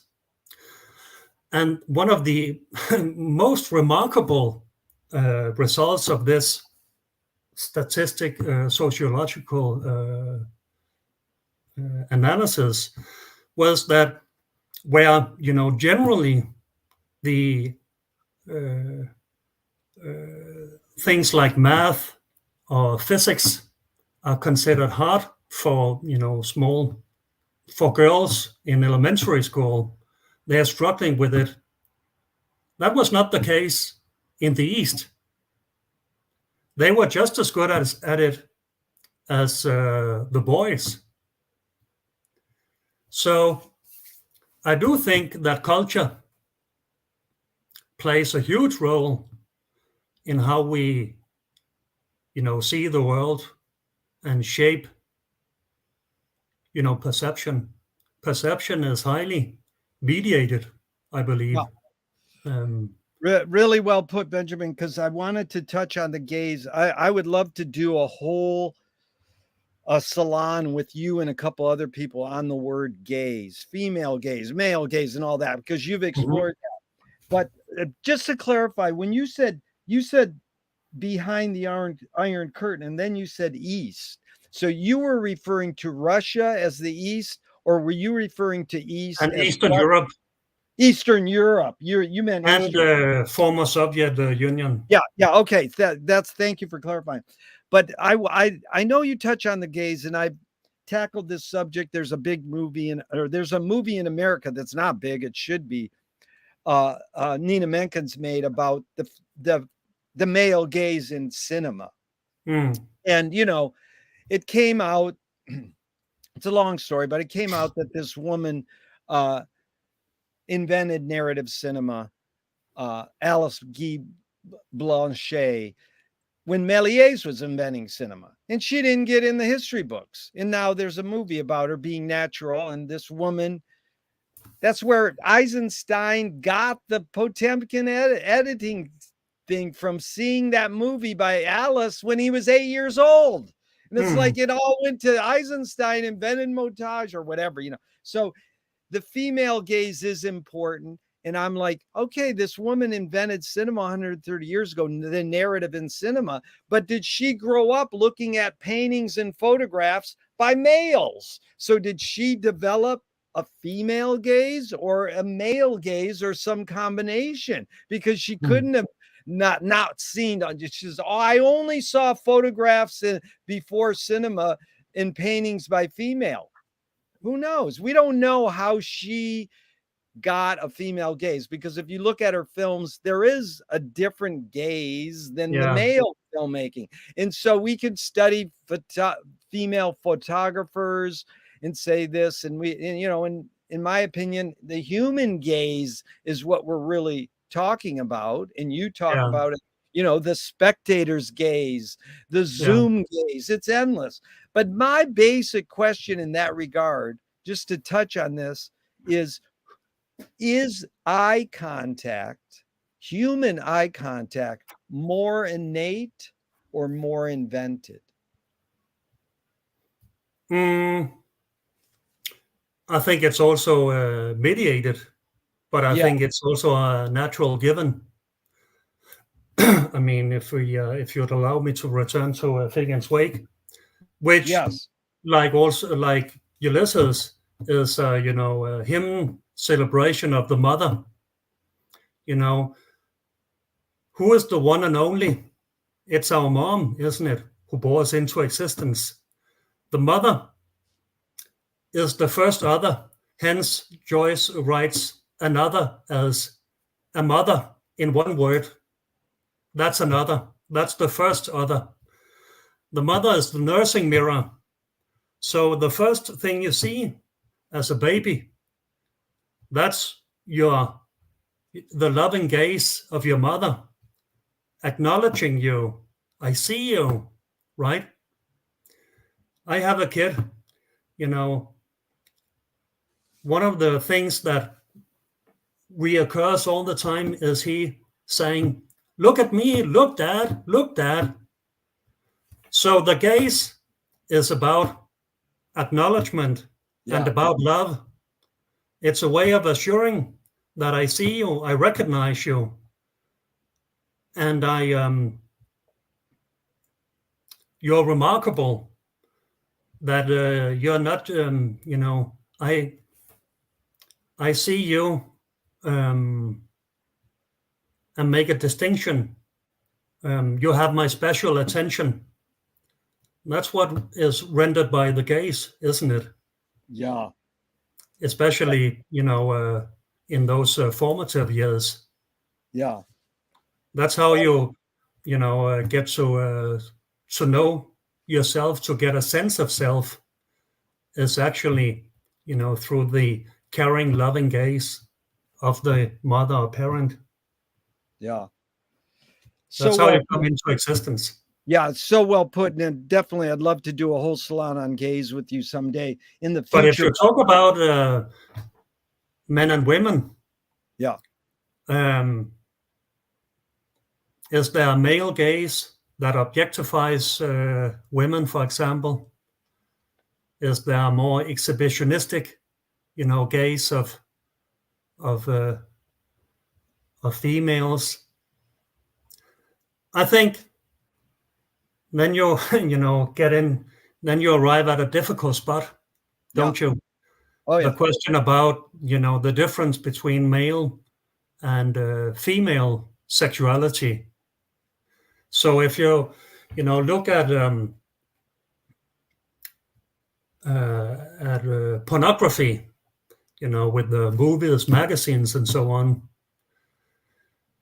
it's predominantly men who are interested in that sort of things, where, at least as far as I know, women show a much less, appreciation of that.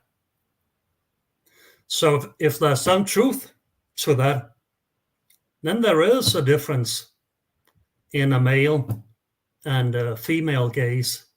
Yeah. No, you touched on a But of lot. course, the most one of the disturbing questions is, if you look at, for example, pornography that was released, in the 60s and 70s, that was part of the, sexual liberation, and movie stars and everybody was cheering, sexuality is set free. Yeah. But now, people like Michel Houellebecq or, for example, Lars von Trier, the director in Nymphomaniac, and all sorts of movies and literature thematize, how the sexual liberation, resulted in a sexual alienation. Yeah. Where you have more disgust, more unfreedom, alienation, objectification, commodification. So the disturbing question is, whether how our gaze, for example, what we sexually find interesting, how that is, educated and transformed, for example, by watching pornography and so on. Like your verb mediated, because one quickie is both Krishnamurti and McLuhan say that violence is our search for identity. So that's a deep thing, because Billie Eilish, like the biggest pop star in the world practically now, she's so young, and she's on Howard Stern like I don't know, a couple months ago, and she goes, "Yeah, I learned sex from watching violent porn. So it probably fucked me up." And her mom, who's, she lived under her mom her whole life, she goes, "What?" So she's revealing this in a public forum, and her mom doesn't even know it, supposedly, whatever. And that's like, violent form was the way she learned sex. From watching. And it's like, this is, you're not supposed to watch this. So the kid's like, well, if my parent doesn't want me to watch this, I got to watch it. So there's a lot of layers there. But and that's extremely sad. And that question about mediation, of course, also goes into the question about commodity culture. Commodity culture, and why do humans? And about the rearing education of our desire to want more, to want to purchase more, and so on. Right. We have any common societal control of these things. Or is it only, the private market who should have a say in this? And then, who is Joyce? Man, I've had people go, "What are we reading? This is like porno," and they, so we know that Joyce goes into a lot of poo-poo caca stuff. And it's like, oh, well, he's perverted or whatever. It's like, well, he's asking questions. So who's the gatekeeper saying, keep Ulysses out of America. Okay, now you can let it in. It's bad. And who's the gatekeepers when it comes to this? Who is the keep or delete on Facebook? Who says keep or delete this? Yeah, yeah. But you brought up the word. It's worth a thought. If shouldn't it be the people that had a say in these things, or is it only in the private market? For example, the merchants making porn.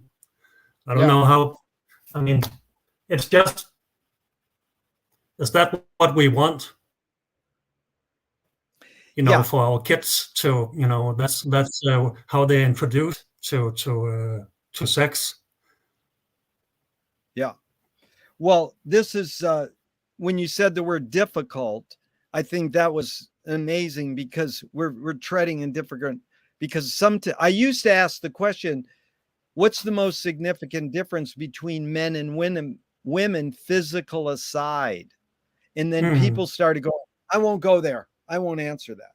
And so I dropped the question, and I won't ask it to you now, but I will ask you your opinion of this theory that goes like this.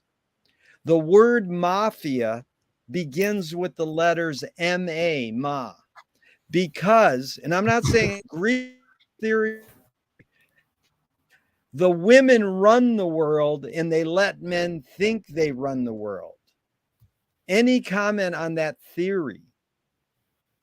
That's also what Beyonce, wants us to believe. I don't find that very persuasive. Yeah. Okay, let's move on. That's good. I don't want to take up too much of your time because you're willing to go on. But make sure, do you have your power in your computer on, because your visual did just sort of shift and it's a lot weaker. Your audio is good. Can you hear me okay? Yeah, it should be good. And, okay, good. Fully plugged. No, this is fine. So a couple more. There's a line that includes Joyce's philosophy. You create what you resist. The comedian Bob Goldthwait morphed it into you are what you hate. James Joyce says it's a curious thing how your mind is super saturated with the religion in which you say you disbelieve. And Louis Buñuel nailed it. He said, thank God I'm an atheist. So any comment on this line? That was Stephen. That was what? That's Stephen. That was Stephen. Yeah. So any comment on this line, you create what you resist. I'm not saying you, Benjamin, but one creates what one resists. Any comment on that line? I think that, Henrik Ibsen, the playwright, had a famous verse that, says, at digte at holde dommedag over sig selv, which goes something like, to make poetry is, making a judgment day of yourself. So I think that genuine art is also about, a self-critical analysis where you deal with the unpleasant aspect of yourself.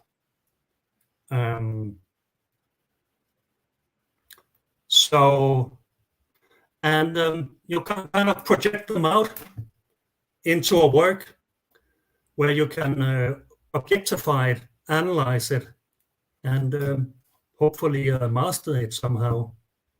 And, help other people, the readers, or, the art consumers, objectify and master, their own difficulties. Really led into this question perfectly, Benjamin. Thank you.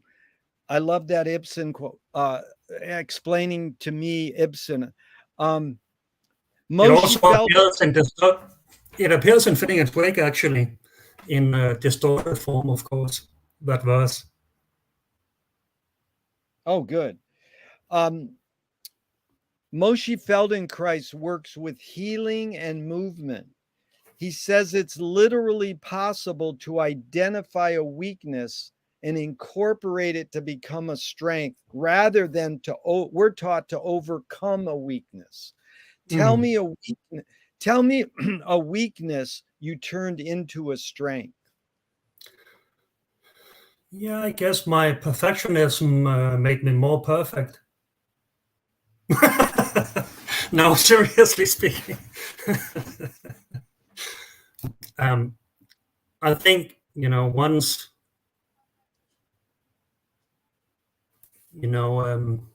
I think frustration, negativity, dissatisfaction with the way things are, with yourself, sort of is a powerful driver to change things, to to gain knowledge and Yeah. to create things. I think that, let me give you an example. For example, in Plato's Symposium, which is dedicated to the question of love, eros, the comedy writer Aristophanes renders this mythological explanation of the origin of eros, of love. And he said that to begin with, in ancient times, we were these kind of balls rolling around with 4 arms and 4 legs, and were self-sufficient, and enjoyed self-sufficiency. But we got arrogant, and they were androgynous, and like a circle, self-contained and self-determined and perfect. But we got arrogant, and so Zeus, to chasten us, cut us in two, and that's why we have a belly, because that's where Apollo sewed, us together. So the reason why we, yearn for love and to unite with the beloved, according to Aristophanes, is that we are looking for the lost half, to be complete again. And I think in Ulysses, Stephen says, in the context of his lecture on the Shakespeare theory, before there can be a reconciliation, there must have been a sundering. Yeah. So I really believe that and that also applies to myself, that the personal grievance, frustration, dissatisfaction with yourself and what is present to some extent is what fuels the desire for change, and to comprehend, and gain knowledge of things, to gain more mastery of your situation. Yeah, Benjamin, that was good because it leads perfectly. And McLuhan loved to quote Steve Allen. He says, behind every joke, there's a grievance. And Yeah. and then Gurdjieff says that the function of laughter is the reconciliation of yes and no. But my friend who was a comedian writer I said, can satire be destructive? And he says, yes, that's the job of satire. But it's more complicated than that, because Swift compared satire to a mirror in which people could see every face but their own. What's the what's the function of satire? Because we learned from studying McLuhan that Joyce is Manipian satire, but what is the function of satire in your studies? What did you come up with? Yeah. Jerry, this has been great, but here in Denmark, it's late at night, so my wife, she wants to go to bed, so this will be the last okay, that's fine for me, if that's okay. That is totally okay. Totally understand. I really felt, yeah. So you ask about satire. Yeah. I think, satire is violent, as you can see in Joyce, for example. It's a hostility towards status quo. It's a critique where what is funny in satire is kind of the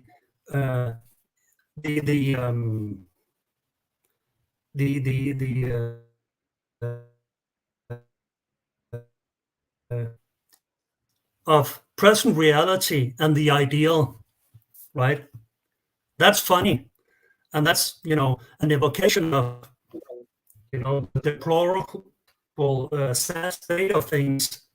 It's really not how it should be.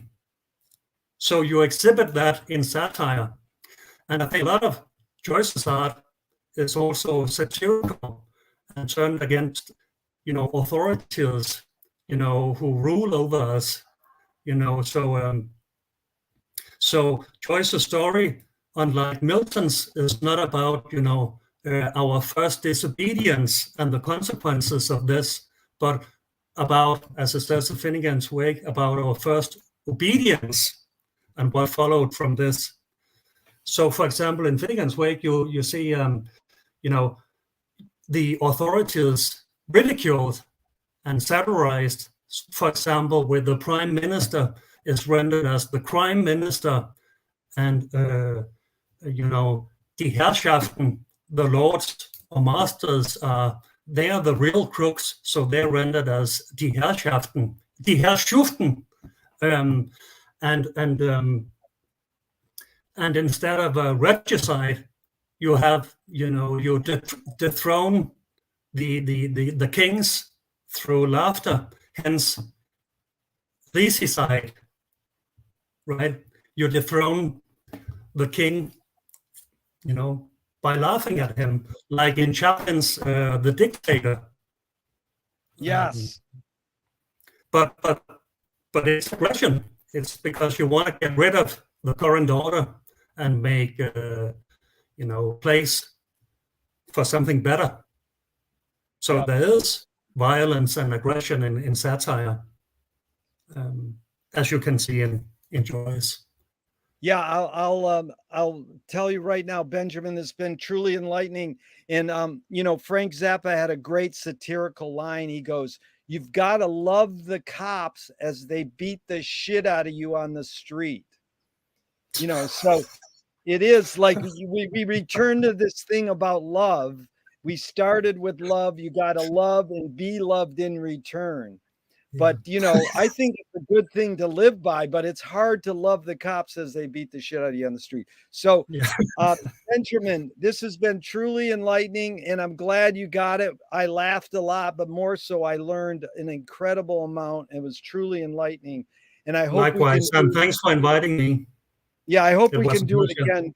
I hope we can do it again soon, sure, because I've got a whole shitload of questions we didn't get to, but I really appreciate what you did. And thank you. And tell your wife, thank you for allowing me to go over more, a lot of minutes. So I'll go in and damage control. So take care.